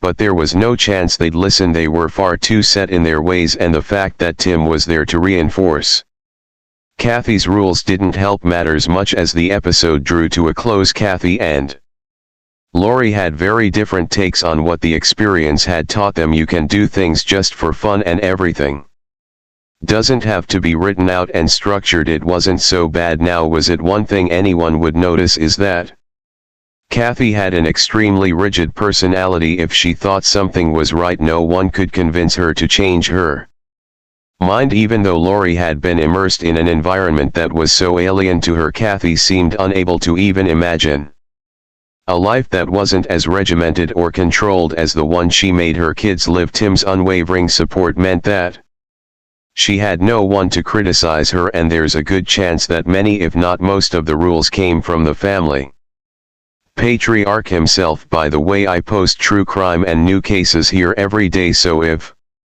that sounds like your kind of thing, please consider subscribing. The Stockdales' experience with wife swap in 2008 didn't seem to change anything, at least on the surface. Years went by and the boys finally started leaving home and living independently. Calvin went off to Hillsdale College in Michigan, far away from his parents' influence, and started working as a teacher at the institute. His younger brother Charles headed to Philadelphia to become a med student. It is important to note that the boys didn't choose to go to college in Ohio. They traveled thousands of miles away, which seemed to suggest that they were running from something, or perhaps someone. This meant that by 2017 only 26-year-old Jacob and 21-year-old James were still living with their parents. They were old enough to leave, and it's intriguing that they didn't, because it adds more mystery to the events that followed. Why didn't Jacob, a man in his mid-20s, just move away from the family home? There's an explanation for James deciding to stay. He was studying business at a nearby university, and he had dreams of managing the family band one day. But as for Jacob, one has to wonder why he didn't just start a life of his own. The Stockdale family band kept going, albeit without the involvement of Calvin or Charles. It became a trio and continued to perform at events across the state, amassing a decent following and even recording a few albums. But apart from that, there was simply no reason for Jacob to stay in the tiny town of Beechview. It's possible that this was the whole problem. Jacob had nowhere to go. He might not even have known who he was, and even though he might have seemed perfectly all right on the outside, inside a sense of turmoil had started to build, and it would soon erupt in a bloody explosion of violence at around 4:36 on June 15, 2017. Stark County Police received a 911 call that had ended with the caller suddenly hanging up. This prompted them to head to the Stockdale residence where the call had come from to investigate the suspicious occurrence. When they arrived, they heard a loud bang and rushed into the home. That's when they saw Jacob with a shotgun wound to his head. He was still alive, but barely so, and the presence of the firearm next to him meant that the wound was almost certainly self-inflicted. Police headed upstairs to continue their search, and when they entered the bathroom, they found Kathy and James lying dead on the floor, their bodies mangled by massive sprays of shotgun pellets. Tim was luckily outside of the home at the time, but he was understandably devastated when he found out there was only one reasonable explanation for what happened. Jacob had killed his mother and brother, and then tried to take his own life. However, his self-inflicted gunshot wound meant that he needed urgent medical attention, he was taken to a local hospital where doctors treated his wounds while everyone tried to understand why he would have done such a thing. It's hard to kind of surmise what the motive may have been. There's some speculation. We don't really want to get into that part of it, but we'll continue to investigate this case and try to determine if there's a motive. Just do not know when Calvin found out about his mother and little brother getting murdered, he released a statement saying James was working on a business degree and hoped to go to the business side of entertainment. He leaves behind many friends and a family that love him dearly.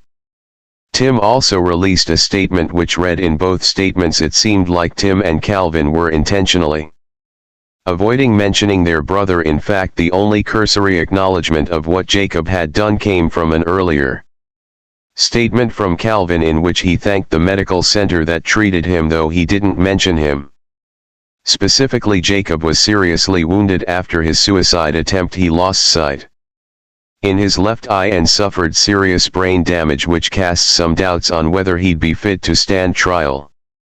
Police decided not to charge him until he had fully recovered from his injuries, which led to over a year of uncertainty about what would happen next. On September 26, 2018, Stark County Police finally charged Jacob with 2 counts of first-degree murder, and his bail was set at $1 million on October 9. Jacob's defense attorney filed a motion to determine his competency to stand trial. Jacob pleaded not guilty by reason of insanity and was sent to Heartland Behavioral Health Hospital for observation. Jacob spent over a year at Heartland, where doctors constantly tried to test his mental competency. They held mock trials where they used legal terminology and attempted to assess if Jacob understood how the court system worked. The culprit also made 2 escape attempts during his stint at the Mental Health Institute. The first occurred in November of 2019 when he tried to hide behind a stack of books until he was caught. 2 months later, Jacob tried blending in with a crowd of people leaving the institute, but he was caught once again. This showed that he had enough mental competence to stand trial. But it would take more than this to convince the court. His sanity hearings were postponed multiple times due to the pandemic, and it wasn't until September of 2020 that he appeared in court via video link. For some reason, Jacob refused to respond when the judge addressed him. It's possible that he had a fear of technology due to not using a computer all of his life, or maybe he was truly disoriented by what was happening. It's also possible that his silence was a ruse to strengthen his insanity plea, but either way, his refusal to respond in court didn't work in his favor. He was eventually deemed fit to stand trial by a psychologist on December 31, 2020. The trial date was constantly pushed back due to the pandemic, and behind the scenes the Stockdale family took the opportunity to plead on Jacob's behalf. Even though he'd killed Kathy and James, the Stockdales begged the judge to give him a lenient sentence if he was convicted. It's possible that the judge agreed as long as Jacob pleaded guilty.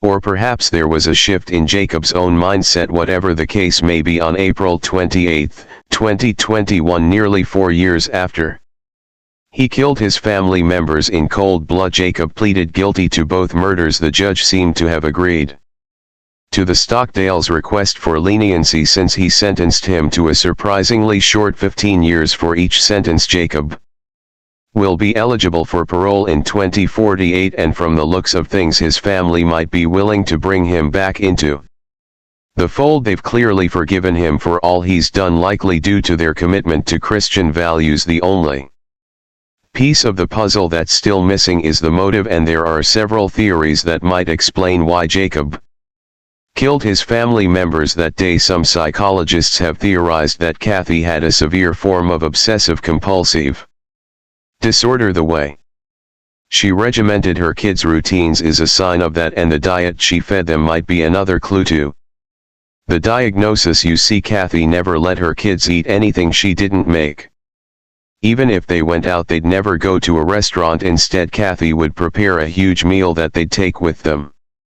The Stockdales were also very big on the idea of organic foods and natural living. Jacob might have had some kind of mental illness, perhaps even OCD, inherited from his mother, and a life of isolation made it far worse than it otherwise would have been. Kathy strongly believed that leisure and fun of any kind were sinful. Life was about work. Nothing was more morally righteous than keeping yourself busy throughout the day, which meant that Jacob had no opportunity to form his own personality. He was entirely dependent on his mother to shape his routine and tell him how to live his life. And when it comes to his desire to commit murder, there are two possibilities. The first is that Jacob simply snapped and wanted to take revenge for the perceived abuse he'd experienced at the hands of his mother. The second is that he simply wanted to escape, and since he didn't want James to go through what he'd experienced, he killed him as well.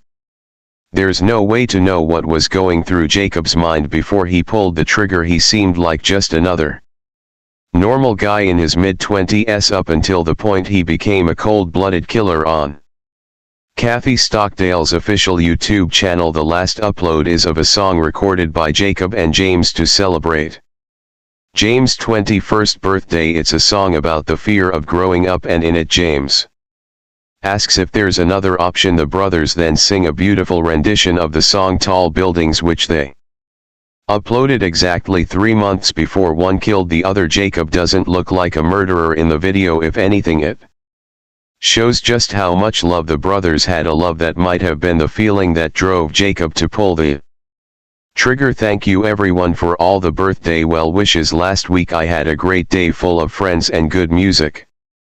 It doesn't get much better than that. You'd think at 21 years old I'd be ready to grow up and join adulthood, and not. For me, is there a third option? I wish there was a third option. Others have taught me the best they can. They'll sell me a suit and cut off my hair, send me to work in a tall building. So it's goodbye to the sunshine, goodbye to the dew, goodbye to the flowers, and goodbye to you. I'm off to the subway. I must not be late. I'm going to work in tall buildings. Now when I retire, life is my own. I've made all my payments. It's time to go home and wonder what happened between when I went to work in tall buildings. So now it's goodbye to the sunshine, goodbye to the dew, goodbye to the flowers, and goodbye to you. I'm off to the subway. I must not be late. I'm going to work. In story 5, it was yesterday. Nobody needed to die like that. It's just not. It's just awful what's happened to this little town. On a September night in 2009, a family of 6 settled in for what they thought would be a peaceful evening. The children were tucked into bed and good nights were exchanged, but for this family the sunrise would never come. A man with sinister motives broke into their home, and what followed was nothing short of a brutal massacre. The bloodshed was so extreme, so horrific, that it would forever be known as the bloodbath in Bone. Even the seasoned investigators were left shaken by the carnage they found. And soon you'll understand why. This story brings us to Bone, a tiny town about 200 miles from Chicago, tucked away in the heart of Illinois. Bone has a population of just around 200 people, making it feel like a quiet, forgotten spot surrounded by farmland and rolling hills. And at the center of our story are 2 families, the G family and the Constant family, both of whom called Beast in their home in the late 1990s. Now let's get to know Rick G first. He was known for his strong work ethic and never give up attitude. Early in his career he worked for his stepfather's construction company in Lincoln, Illinois, the nearest town with all the essentials: schools, Walmart, restaurants, and even a small airport. It was the go-to place for people from the smaller towns when they needed to get stuff done. Rick's stepdad Pudge and his mom Judy lived in Lincoln too. For years Rick hustled hard, picking up construction gigs wherever he could and saving every penny to build a better future for himself and his daughter Nicole G. His dedication finally paid off when he bought property on the edge of Bone, and instead of sticking with his stepdad's company, he started his own business, which he called G Construction. He snagged a ranch-style home with a two-car detached garage, an above-ground pool, and plenty of farmland for keeping chickens and other animals. But owning a Business came with its costs, so Rick decided to rent out a room in his home. That's when Ruth Constant entered the scene, moving in with her two little kids, 3-year-old Justina and 1-year-old Dylan Constant. Initially Ruth became Rick's tenant, but it didn't take long for sparks to fly between them. Ruth was a warm-hearted woman known for her outgoing personality and sense of humor, and Rick was the perfect match for her. As their bond grew stronger, Ruth discovered she was pregnant. In 1997 they tied the knot, with Rick at 34 and Ruth at 27. Not long after, they welcomed a baby boy, Austin, and their home was bustling with life. A year later they celebrated the arrival of a baby girl, Jessica G, filling their hearts with more joy. Unfortunately that joy was short-lived, as they learned that little Jessica was born with a serious neurological condition, leaving her with disabilities that required around-the-clock care with no facilities in Bone that could meet Jessica's needs, and unable to afford the necessary care, they reluctantly had to move her 50 m away to Peoria, Illinois, where she became a temporary ward of the state. It was reported that she died well before the tragic murder occurred. By the way, I post true crime and new cases here every day, so if that sounds like your kind of thing, please consider subscribing. It helps a lot. Going back to the story, Dylan was also showing signs of trouble. According to their relatives, he was full of energy and often acted out, which is typical for kids his age. His teachers frequently sent home behavior reports, and Rick and Ruth worked hard to find ways to help him. Eventually he was diagnosed with ADHD after they decided to seek therapy for him. While the therapy helped a little, it didn't make a significant difference. However, there was a glimmer of hope when Rick's daughter Nicole turned 18 and started dating Christopher Harris, a 21-year-old local. Their relationship grew serious quickly, and they married, moving just a minute away from Rick's house. Not long after, Nicole discovered she was pregnant, making Ruth and Rick grandparents for the first time. With the arrival of little Elisa Harris, they were thrilled, and Nicole and Chris often dropped Elisa off with Ruth while they worked, and in late July 2009 Nicole and Chris welcomed their second baby. To everyone who knew them, they seemed like the perfect family, with a new baby expected to start crawling soon. Rick's stepdad Pudge and his grandson Adam decided to help Nicole by putting in new carpet in her home that September. The following day, 10-year-old Satan Landstrom ran over to the G's house to show off his new bike, but when he reached the porch he froze at the sight of blood smeared all over the porch and the door slightly opened. Worried, he dashed to Nicole's house, where Rick's stepdad had spent the night. As soon as they heard the boy's discovery, they immediately went to the house, and Adam was the first to reach the porch and notice the blood as well as a knife at the bottom of the porch steps. When Adam entered the door and turned the lights on, he saw a scene that would haunt him for the rest of his life. Lying in the hallway was Rick, face down in a thick pool of blood. Frozen in shock, Adam dared not to move further. He turned and ran outside to Pudge, telling him to call 911, though he didn't know what to tell the police since he hadn't seen it all firsthand. And when the police arrived, they were met with a huge pool of blood around 2 to 3 feet wide. As they moved deeper into the house, they saw that Rick's head was completely wrecked and his body looked like it had been through hell. At first they couldn't tell how he died, but the gruesome scene made them suspect a shotgun was used. They hadn't even checked the other rooms yet. As they walked down the hallway, they noticed the walls were all messed up, like someone had punched or smashed them. Then they found the second victim, 14-year-old Dylan, curled up on the floor just outside the main bedroom, wearing nothing but shorts. His body was badly hurt and his head was just as wrecked as Rick's. Blood splattered everywhere, even on the ceiling, making the officers feel uneasy as they continued through the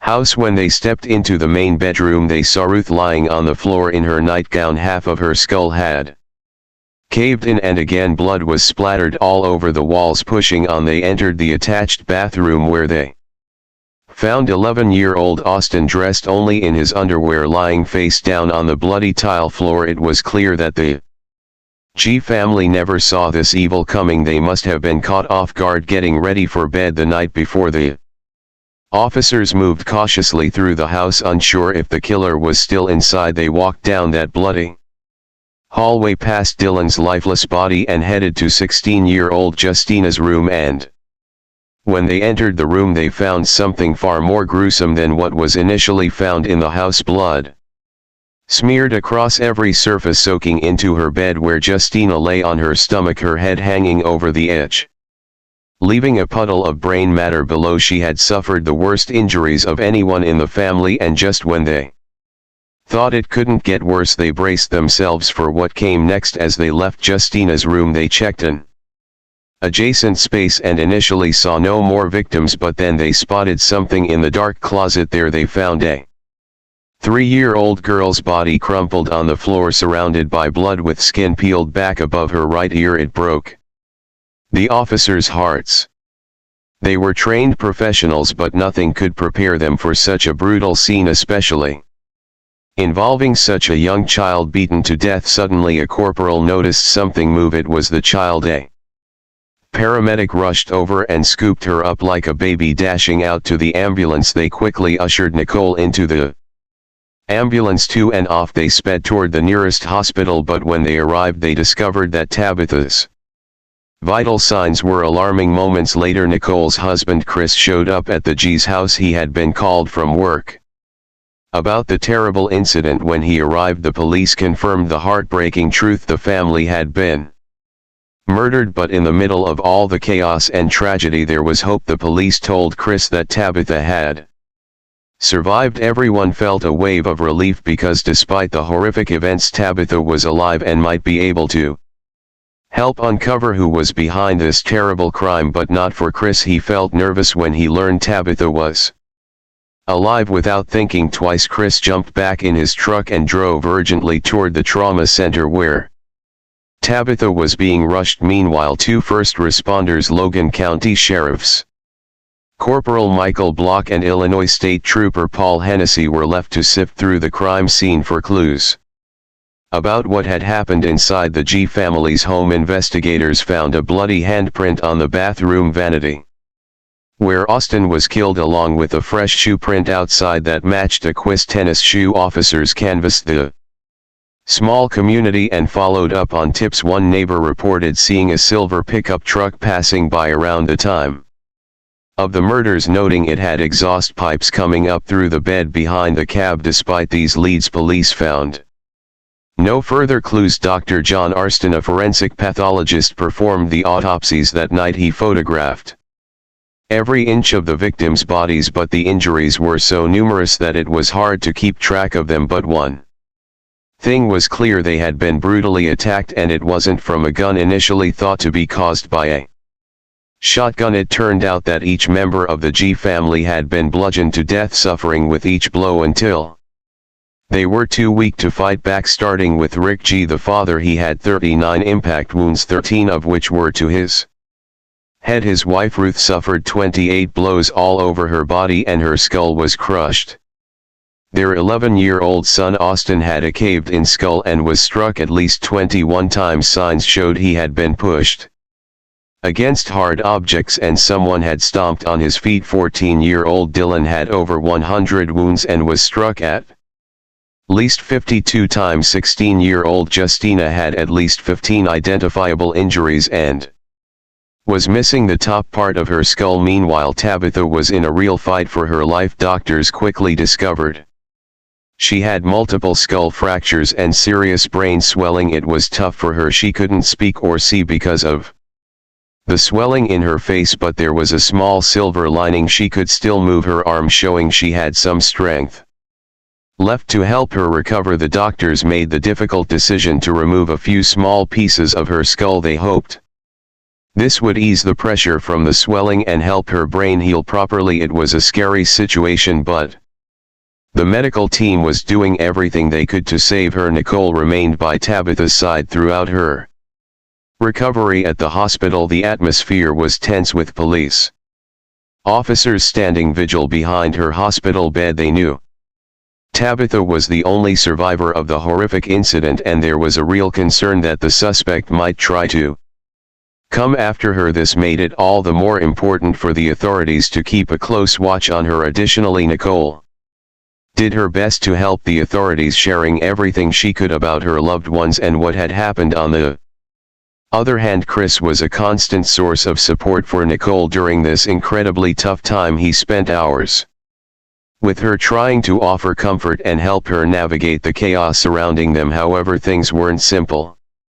Between Chris and Nicole, their relationship had been tumultuous, filled with ups and downs. They had broken up several times but had only managed to patch things up again earlier that same year in 2009. Days passed and the police found themselves at a standstill despite following every lead they could, like the details of the suspicious car and the fresh shoe prints. They still hadn't identified any official suspects. The G family had no known enemies. In fact, they were well liked in the neighborhood, known for their generosity and kindness. Many neighbors could vouch for their good nature, painting a picture of a family that was both wealthy and loving. In light of the recent events, the police took precautions and encouraged everyone in the community to secure their homes and stay alert. People just need to take the normal precautions that you would take, the practical measures of at night: lock your door, know where your children are at, and keep track of your neighbors. A week passed and the funeral for the G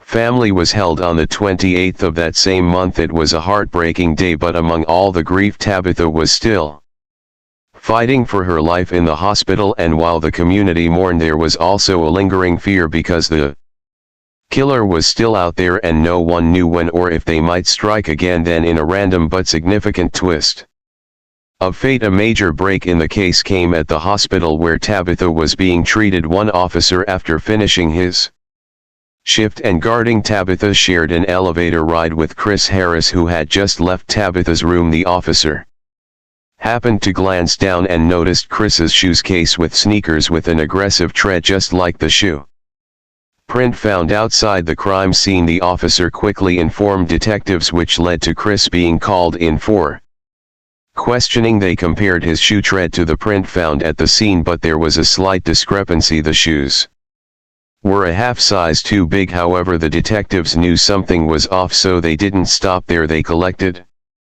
Christopher Harris's fingerprints and palm prints, sending them to the crime lab for further analysis to prove his innocence. His brother Jason Harris stepped in to defend him, providing an alibi and claiming they had been together the entire time, far away from Bone, where the murders occurred. Meanwhile, Nicole was furious at the mere suggestion that Christopher could be involved. She took to her MySpace page to defend him, writing in an emotional though error-filled message, "This whole situation is such a mess and so unfair.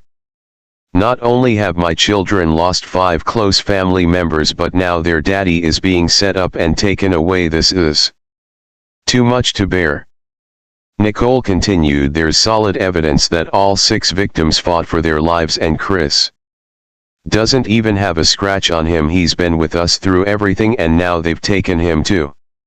Nicole wasn't the only one standing up for Chris. His stepmother Debbie Harris also spoke out to the media, saying their family believed in his innocence. Chris's father Ed was in tears during a phone call with Chris from jail. According to Debbie, Chris was shocked by his arrest and scared for his family's safety, telling his father, "Dad, I'm scared because I know the killers are still out there. He swore he didn't commit the murders."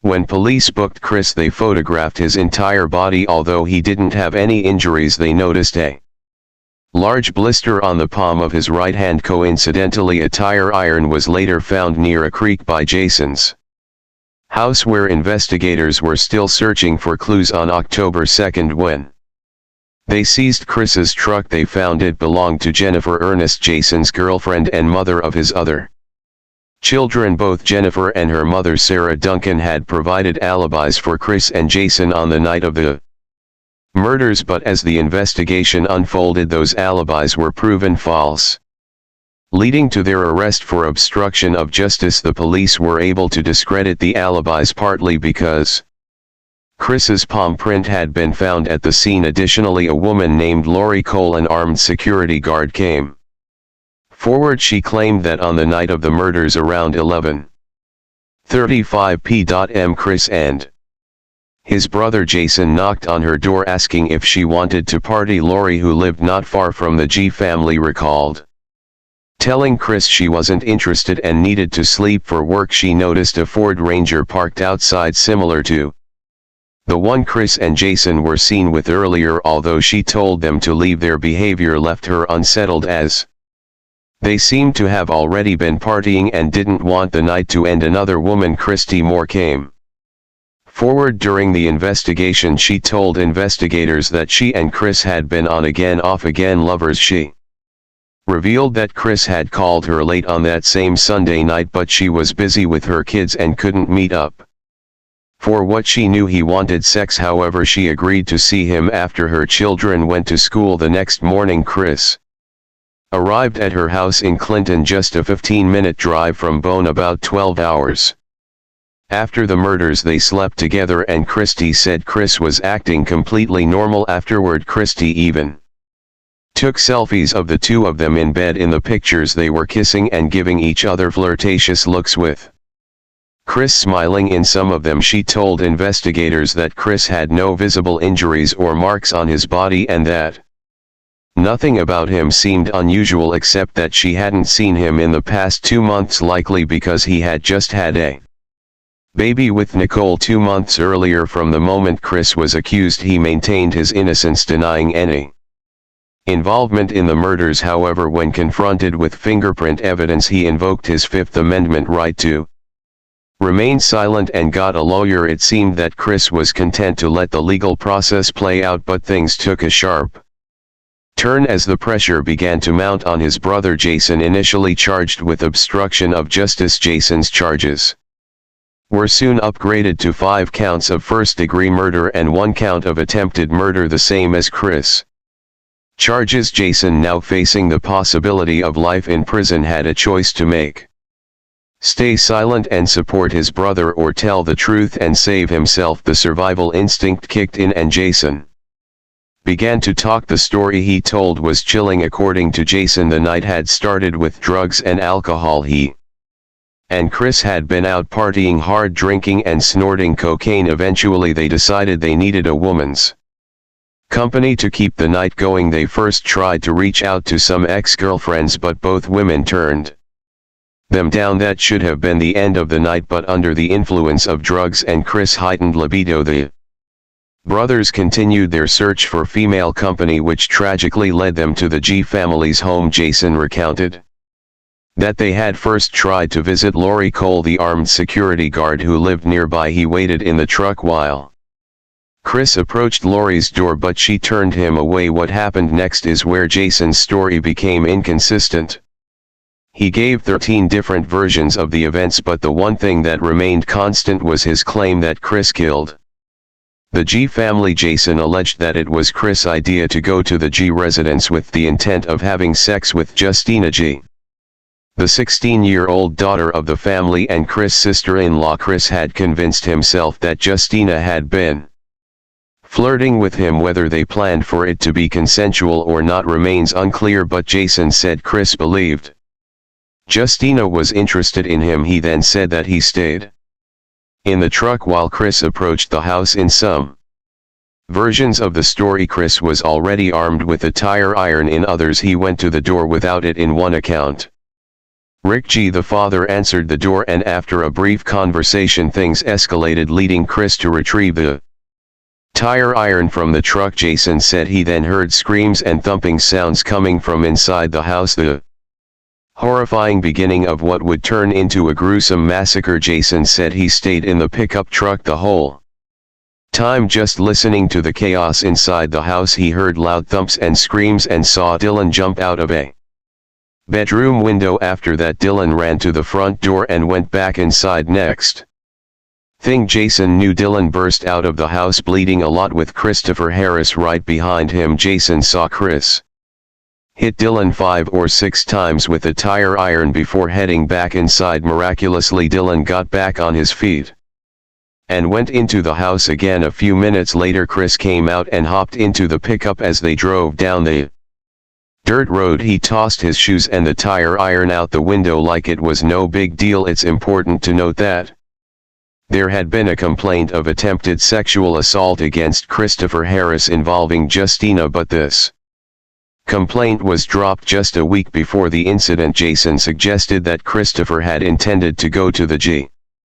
house for sexual motives, which ultimately did not happen. Investigators retraced the path that Jason Harris had described during his testimony. They found the case with shoes and the tire iron thrown into a ditch beside the road. Forensic tests confirmed that the DNA found on these items matched both Christopher Harris and the G family. On May 31, 2013, a jury found Christopher Harris guilty of murdering the G family. His sentencing happened on July 19, 2013, where he received 5 consecutive life sentences. In addition, he was sentenced to 30 years for the attempted murder of Tabitha, 30 years for home invasion, and 20 years for robbery. Christopher Harris's defense team tried to argue that he had walked in on Dylan during the murders and acted in self-defense when he killed Dylan. However, this argument was quickly dismissed in 2013. Just before his sentencing, Christopher and his legal team sought a retrial, but their request was denied. Later in 2019, they filed an appeal with the Appellate Court of Illinois 4th District, but that too was denied. If you think the story ends here, well, not quite. A former cellmate of Chris stepped forward, claiming that Chris had confided in him about the terrible events of that night. The cellmate revealed a story even darker than what Jason had shared. According to him, when Chris arrived at the G home, Rick answered the door. An argument broke out, escalating quickly when Chris hit Rick with the tire iron. Ruth heard the commotion and rushed in to see what was going on. Sadly, as she entered the room, Chris turned his violent rage on her. In the midst of the chaos, Dylan grabbed a kitchen knife, trying to protect his mother, but Chris was too strong, and it was during this intense moment that Jason saw Dylan crash through the window.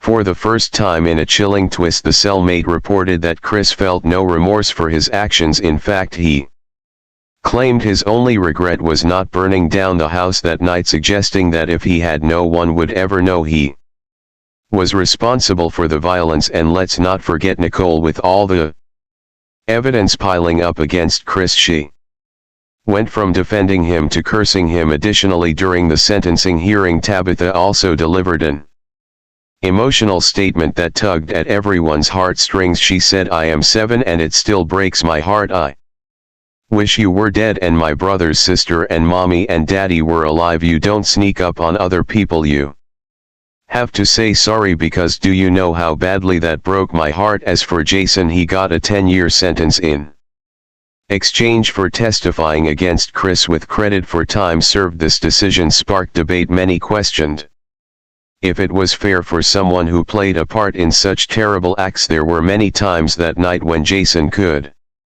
have stepped in to help. He heard Dylan calling out for assistance, begging him to intervene, but he didn't act. However, his testimony helped bring justice for the G family. After the trial, Jason's girlfriend Jennifer and her mother faced probation and fines for hiding evidence. Meanwhile, little Tabitha, who was protected by state troopers during her hospital stay, formed a special bond with them. They painted her toenails, read her stories, and played games, showering her with the love and care she needed. They even threw her a birthday party. Despite going through many surgeries, Tabitha made a remarkable recovery, and fortunately the head injuries she suffered allowed her to forget the horrific events that took her family away. Tabitha spent some time in foster care, but eventually found a loving home with her sister Nicole. As the community mourned and tried to heal from this tragic loss, they dedicated a playground in memory of Austin, Dylan, and Justina, creating a space where their spirits could be honored and celebrated. In an interesting twist, in 2014, the show When Murder Comes to Town aired, trying to shed light on the G family murders. Despite interviewing various residents and officers involved in the case, the show leaned heavily on the defense's narrative, suggesting that Dylan was a deeply troubled boy capable of violence. This portrayal sparked outrage among those who had worked on the case. The officers involved wrote an open letter questioning the show's accuracy, particularly how Dylan was portrayed. They emphasized his heroism, stating he wasn't just a victim but a brave teen who tried to protect his family. I agree with their perspective, as Dylan's actions deserve recognition for his courage in the face of tragedy. Story 6. In September of 1993, an Italian high school student named Elisa Claps vanished without a trace in her hometown of Potenza. For nearly 2 decades she remained a missing person. The last confirmed sighting of Elisa was at the local Holy Trinity Church, where she had met up with an acquaintance. It's often said that a dangerous criminal with a twisted mindset is not easy to identify among ordinary people. They have a frightening ability to blend in, appearing entirely normal, average and unremarkable to those around them. Even more unsettling is their knack for covering their tracks, leaving crime scenes meticulously free of evidence. This is precisely why law enforcement can struggle to catch these perpetrators, often taking years to identify and apprehend them, during which time they may continue their horrific acts. Now let's delve into another unsettling case. Elisa Maria Claps was born on January 21, 1977 in the small mountainous town of Potenza, located in southern Italy. She was the youngest of 3 children in her family. Her mother worked as a simple clerk and her father owned a small tobacco shop. Elisa grew up alongside her 2 older brothers, Gildo and Luciano. The Claps family was known for being strict and deeply religious, attending Sunday services together every week at their local church. Elisa was a bright and ambitious student who dreamed of becoming a doctor, driven by her desire to help others. People who knew her described her as incredibly kind, compassionate and friendly. At the same time, she was innocent and trusting, always believing the best in others. She had an effortless way of connecting with people and making friends quickly. By the time she turned 16, Elisa had never been in a romantic relationship, despite the attention she received from her peers. With her warm smile and long, beautiful hair, she was certainly noticed by the boys at school. Yet, coming from a religious household, she politely declined all invitations to go on dates, a disturbingly persistent admirer. In early summer of 1993, a local man named Danilo Restivo began showing persistent and unwanted interest in Elisa. Danilo was 5 years older, and unsettling rumors about him circulated through the town. Elisa tried to keep her distance from this peculiar individual, who often attempted to lure her into isolated places whenever he had the chance. Her upbringing and natural kindness made it difficult for her to be harsh or dismissive, and Danilo seemed to misinterpret her politeness as encouragement. Elisa wrote about Danilo in her personal journal, admitting that he frightened her but also evoked a strong sense of pity. She noted how he appeared lonely and troubled, which is why she always made an effort to be courteous, even though she was careful never to be alone with him. Whenever she interacted with him, she found an excuse to leave as soon as possible, often claiming she had important errands to run. In mid-August that year, the Claps family went on a vacation to Monte Girardino, a quiet seaside town. One day, while strolling through the peaceful streets with her brother Gildo, Elisa suddenly froze. Danilo was approaching them and she gripped her brother's hand tightly, signaling him not to leave her side. Danilo greeted Elisa as if they were old friends and even insisted he needed her assistance with something, asking her to come with him. Gildo immediately sensed something was wrong. Making up an excuse, he led his sister away. Later he asked Elisa why she had reacted that way and whether Danilo had hurt her. Elisa confessed that the man had been following her and that she was terrified of him, even though he had never harmed her physically. On September 11 at around 5:00 p.m. the Claps family's phone rang. Elisa answered and her demeanor quickly changed as she spoke to the person on the other end. Her expression became increasingly somber and agitated, which did not go unnoticed by her brother. When Elisa hung up, Gildo asked who had called. She admitted that it was Danilo. When Gildo offered to confront him, Elisa firmly refused, insisting she could handle it herself. She didn't want to create trouble for anyone and believed she had everything Under control. The mysterious disappearance at church on Sunday, September 12, 1993. Elisa's parents and brothers left early for a day trip to Naples, located about 90 miles from Potenza. Elisa had stayed behind, planning to attend morning service at the local church with her close friend Elena. The plan was for both girls to head back to the Claps home for lunch afterward. At around 10:30 a.m. Elisa left her house and headed toward the church. By noon her family had returned from Naples and her mother prepared lunch while everyone waited for Elisa and Elena, but as time passed the girls still hadn't come home. At 1:45 p.m. there was a knock at the door. Elena stood on the doorstep looking anxious. She asked if Elisa had come back yet, explaining that they had gotten separated at the church and lost sight of each other. Elena said she assumed that Elisa had gone ahead to her house, but her story seemed shaky and she fidgeted uncomfortably as if she were hiding something. When the family told her that Elisa was still missing, Elena became even more distressed. Under pressure she finally admitted that she hadn't been honest. In reality, Elisa had stayed behind to speak with a young man after the service. It was supposed to be a brief conversation, no longer than 10 minutes, and the two girls had arranged to meet afterward at the park before heading to lunch, but Elisa never showed up, neither after 10 minutes nor after an hour. As the conversation went on, Elena reluctantly revealed that the young man Elisa planned to meet was named Danilo. Hearing this, Gildo's face grew pale. He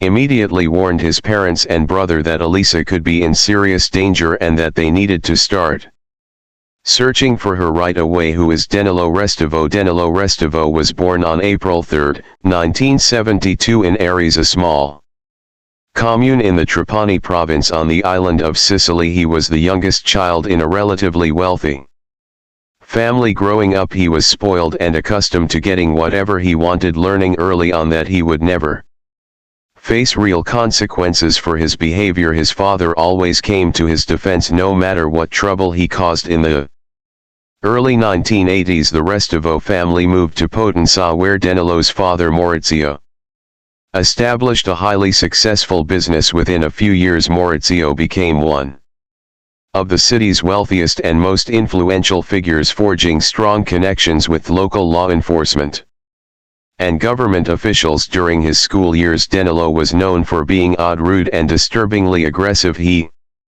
was a withdrawn and cruel child, infamous for mistreating animals, a behavior that seemed to give him a twisted sense of satisfaction. He also had a troubling obsession with sharp objects. Danilo was repeatedly caught spying on girls in locker rooms, and no amount of intervention or punishment seemed to deter him. He continued these behaviors with a stubborn, almost compulsive determination, showing no remorse or desire to change. Danilo Restivo was a loner, largely avoided by his peers, and had no real friends. He had an unnerving habit of carrying scissors with him everywhere and would often cut locks of hair from unsuspecting girls despite multiple complaints from parents. This disturbing behavior went unpunished. Danilo would take his trophies home, amassing a sizable collection of hair clippings. His family, oddly enough, seemed to dismiss this behavior as mere childish mischief, failing to see any red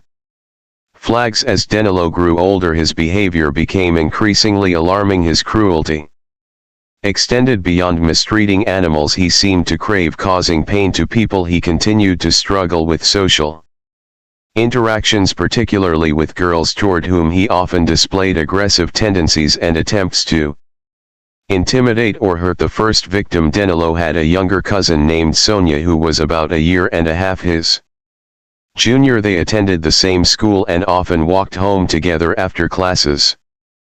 Danilo would frequently invite her to secluded areas, coming up with various excuses to lure her away. However, Sonia was wary of her cousin. Her instincts told her to be cautious, and her mother had explicitly warned her never to go anywhere alone with him. In the spring of 1987, Danilo finally managed to convince Sonia to follow him, promising to show her a secret hideout. Sonia, sensing something was off, decided to bring her 11-year-old younger brother Angelo along for safety after school. The three of them ventured into a wooded area where an old abandoned shack stood. Danilo suggested playing a game that involved blindfolding the participants. Trusting him for a moment, Sonia and Angelo agreed, and Danilo tied blindfolds over their eyes. A tense silence followed. Growing uneasy, Sonia adjusted her blindfold slightly to peek and saw something terrifying: her cousin pulling a pair of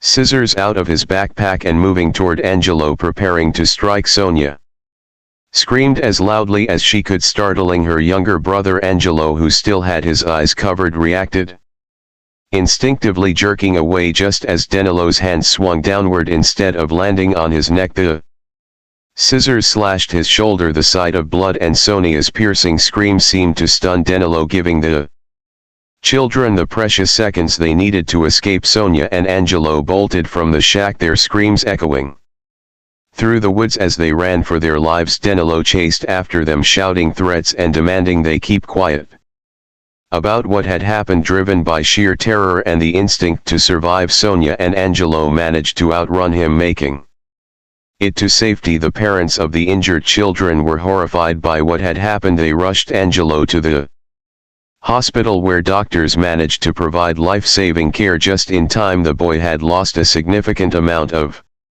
blood and came dangerously close to losing his life, but he ultimately survived. That very day, the parents filed a report with the local police, pressing charges for attempted assault with deadly intent. However, the case was swiftly swept under the rug and Danilo faced no real consequences. Rumor had it that his father used his considerable influence to protect his youngest son, Mr. Restivo. With the support of a local priest, promised Angelo's family that Danilo would be sent to a psychiatric facility for mandatory therapy to prevent any future incidents.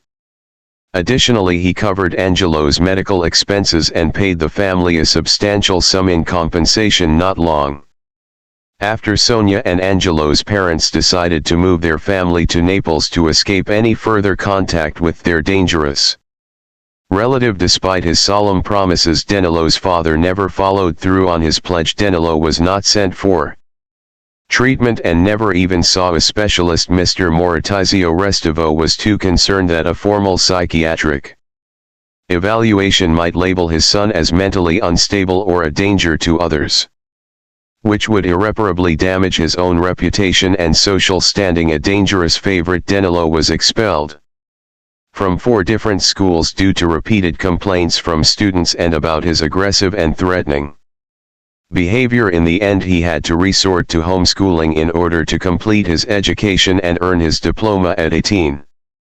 Danilo was called up for military service as he was technically deemed fit to serve, yet within just a few months he was discharged because of his erratic and unpredictable actions. Returning home, he continued to live under the protection of his wealthy and powerful father, who kept shielding him from accountability. Over time, Danilo's behavior only grew more disturbing. He would stalk girls he was infatuated with, spy on them through their windows, make creepy late-night phone calls in which he stayed silent, and subject them to unsettling harassment. His attempts to express romantic interest often escalated to aggressive behavior, such as trying to cut off locks of their hair or luring them to deserted locations. When these girls rejected his advances, Danilo responded in alarming ways, sending them packages containing fake explosive devices labeled with words like boom or letters detailing his unsettling fantasies. No amount of complaints to the authorities seemed to make a difference, as Danilo's father always stepped in to protect him. With this constant cover-up, Danilo felt invincible and beyond the reach of the law. To outsiders, he appeared relatively harmless, more like a local oddball than a manipulative or dangerous individual. This deceptive appearance is what evoked pity in people like Elisa, who felt a sense of compassion for him and even wished she could help the search for the missing girl. Leads to the church. Elisa's parents and brothers wasted no time in launching a desperate search. Their first stop was the local church where she had last been seen. According to her friend, Elisa had planned to confront Danilo Restivo that day to ask him to leave her alone and Stop seeking her out. Several witnesses were quickly found who confirmed seeing the high schooler talking to Danilo outside the church, but none of them could say where the two had gone afterward. Elisa's mother attempted to call the Restivo household hoping to speak with Danilo. However, Danilo's father Maurizio answered the phone and refused to let her speak with his son. Growing increasingly alarmed, the Claps family drove to the Restivo residence. But no one came to the door. Running out of options, they contacted law enforcement to report Elisa as missing. When officers arrived at the Restivo house, they were met by Maurizio, who claimed that his son had left for Naples on some errands and wouldn't be back until the following day. Yet it wasn't long before authorities discovered Danilo was actually at home. Returning to the house, the police insisted on speaking with Danilo and brought him to the station for questioning. They had to do so because his father repeatedly interfered, making it difficult to get clear answers. Danilo's story was full of inconsistencies. He admitted he had spoken with Elisa at the church, but claimed she had left soon afterward while he remained there to pray. His account was vague and riddled with contradictions, and his visible anxiety made it clear he was not being honest. Danilo couldn't account for his whereabouts after leaving the church and couldn't produce the clothes he had been wearing that day, which he appeared to have gotten rid of. Investigators also discovered a pair of his shoes soaking in a tub filled with bleach where they had been left for nearly 2 days. Naturally, any potential traces of blood had been destroyed. Detectives also noted a suspicious cut on Danilo's hand, which he couldn't adequately explain. He claimed he had tripped and cut himself on something sharp while walking away from the church, but he was unable to specify the location of the incident. Moreover, the wound appeared to have been inflicted by a sharp blade, which made his story even less credible. The prosecutor protects the suspect despite Danilo's evasive behavior, refusal to provide his clothes and shoes for analysis, and his tangled web of inconsistent statements. His father acted swiftly to defend him. Maurizio immediately hired 2 of the best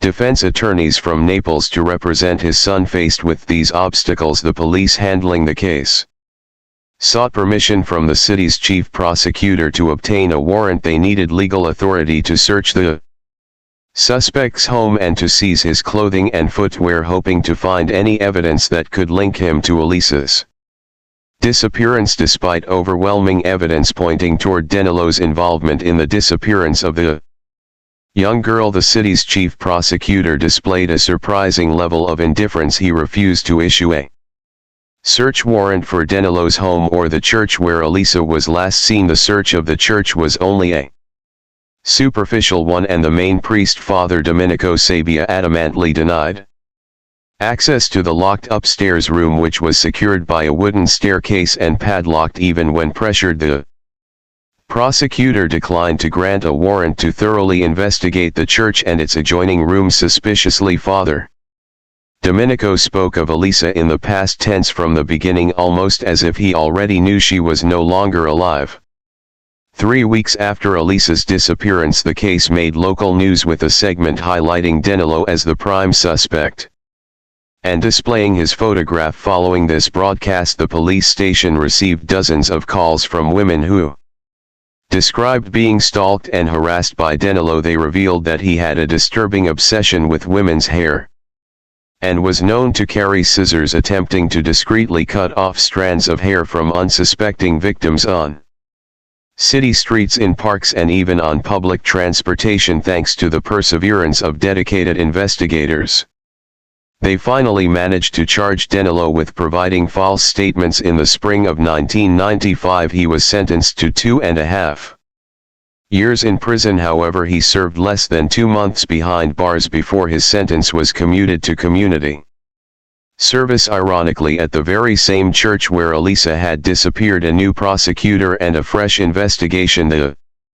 investigation into Elisa's disappearance stalled until 1999, when police arrested the leader of a criminal organization. Although he knew nothing about Elisa's case, he divulged damning information about the city's chief prosecutor. According to him, the prosecutor was involved in corruption, accepting bribes, covering up crimes and intentionally derailing investigations when asked while these allegations were considered hearsay and the informant was later charged with defamation. They prompted a significant change. A new prosecutor and lead investigator were assigned to Elisa's case, and they essentially started from scratch. This time they were finally granted a search warrant for Danilo's house, although the specific clothing and shoes he had worn on the day of Elisa's disappearance were nowhere to be found. The search uncovered something alarming. Danilo had amassed a substantial collection of hair strands from numerous girls carefully kept in his room under Danilo's bed.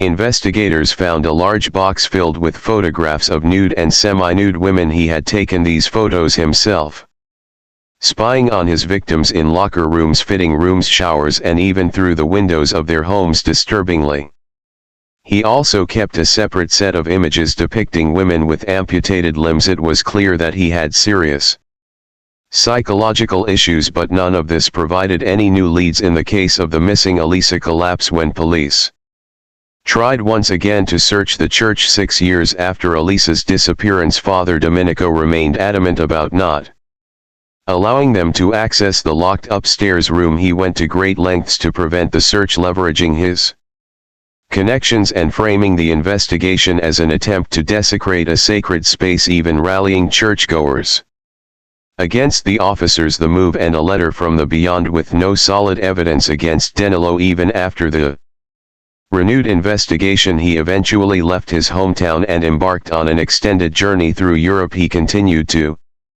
stalk women cutting their hair whenever he had the opportunity. However, without his influential father's protection, he had to be more cautious. If his actions risked legal consequences, Danilo would quickly relocate to another city or even another country. In the early 2000s, the Claps family received an unexpected letter supposedly written by Elisa herself. The message claimed she was alive, well, and had run away with a romantic partner with whom she was now living in Brazil. The writer asked her family not to look for her or try to make contact, but the handwriting was unmistakably different from Elisa's. Anyone could see the discrepancy just by comparing it to her school notebooks and personal diary. Furthermore, the letter was riddled with glaring grammatical errors, suggesting that whoever wrote it was poorly educated. The Claps family conducted their investigation, and unsurprisingly, their suspicions led straight to Danilo. He had been visiting his parents at the time and had somehow decided to fabricate the letter, pretending to be Elisa in a failed attempt to mislead her loved ones. A new victim. On November 12, 2002, the quiet British town of Bournemouth was rocked by the brutal crime that claimed the life of 48-year-old Heather Barnett. Her two teenage children made the horrifying discovery after returning home from school. Heather's lifeless and mutilated body was found on the bathroom floor, lying in a pool of blood. Her throat had been slashed and her skull showed signs of multiple blunt force trauma, likely inflicted with a hammer. The most disturbing aspect of the crime, however, was that her breasts had been removed and placed beside her head. In Heather's hand was a lock of hair that did not belong to her. This hair had not been ripped out in a struggle, it had been neatly cut with scissors. Additionally, some of Heather's own hair had also been trimmed. These eerie details suggested that the crime might have been ritualistic in nature. Investigators soon turned their attention to Heather's peculiar neighbors Fama Marcino and her husband Danilo Restivo. The couple lived next door, separated only by a thin wall from the victim's home. Heather had filed several complaints about Danilo, who had made unwanted advances toward her.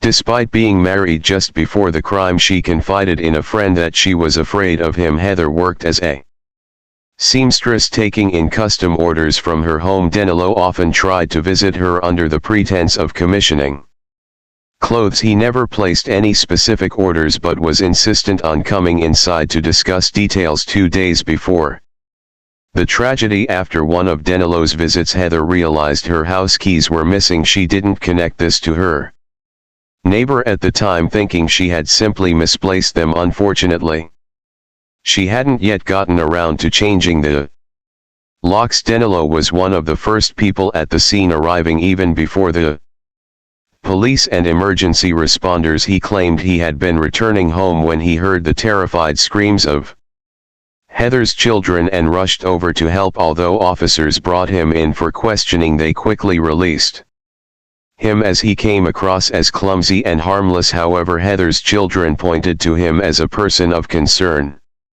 revealing that they also felt uneasy around their strange neighbor and mentioned the missing keys after his most recent visit. With no immediate grounds to search Danilo's home, the police decided to keep a close watch on him. It wasn't long before they caught him in an unsettling act. Danilo was found on the street, scissors in hand, stalking a young woman and attempting to snip a lock of her hair. Officers detained him, asked for his identification, and conducted a search of his vehicle. In the trunk they found a disturbing collection: a set of knives, a change of clothes, and extra pairs of shoes. This, combined with his suspicious behavior, finally provided enough evidence to obtain a warrant to search his house. Investigators got a shocking surprise when they searched Danilo Restivo's home. They found several albums filled with locks of hair that he had cut from various women in the bathroom.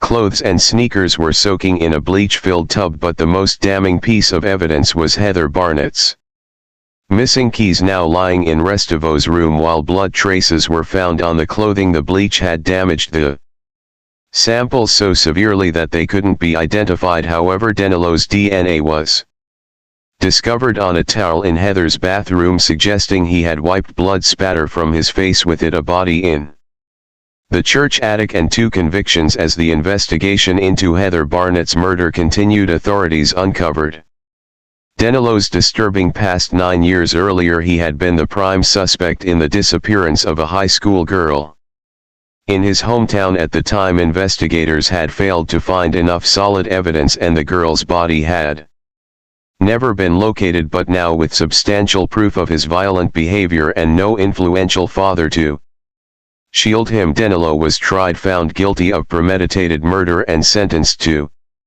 40 years in prison without the possibility of parole. Then in March 2010, 17 years after Elisa Claps had gone missing, construction workers discovered her mummified remains in the attic of the same church where she had last been seen. Her body had been hidden behind the locked door that Father Domenico Sabia had refused to open to police. By this time, Father Domenico had long since passed away, and his exact role in covering up the crime could never be fully determined, though it was clear he had harbored a terrible secret. Elisa's body showed chilling similarities to Heather Barnett's case. Her chest had been mutilated in the same way, and the cause of death was a slashed throat. Additionally, her undergarments had been disturbed, suggesting a violent intimate assault. Fingerprints were recovered at the scene, and blood stains on Elisa's decayed clothing matched both her and Resto, who had injured himself during the attack. In Elisa's hand was a lock of hair that didn't belong to her, an eerie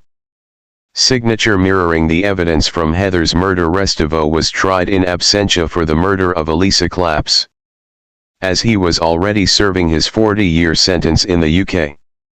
With overwhelming evidence, he was convicted again, this time receiving a 30-year prison sentence for the crime. Once he completes his sentence in the UK, he will be extradited to Italy to serve an additional 3 decades for the horrific assault on Elisa. Authorities suspect that Resto may have had many more victims, but his involvement in other unsolved murders and disappearances remains unproven. As the rain gently falls and the night grows deeper, thank you for joining me here at Mr. Nightcared True Crime Stories.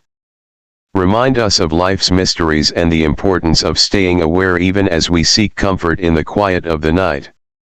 Let the rain carry you to a peaceful sleep, and until we meet again, stay safe, stay curious, and let the night watch over you. Videolytics. Tools. Compare.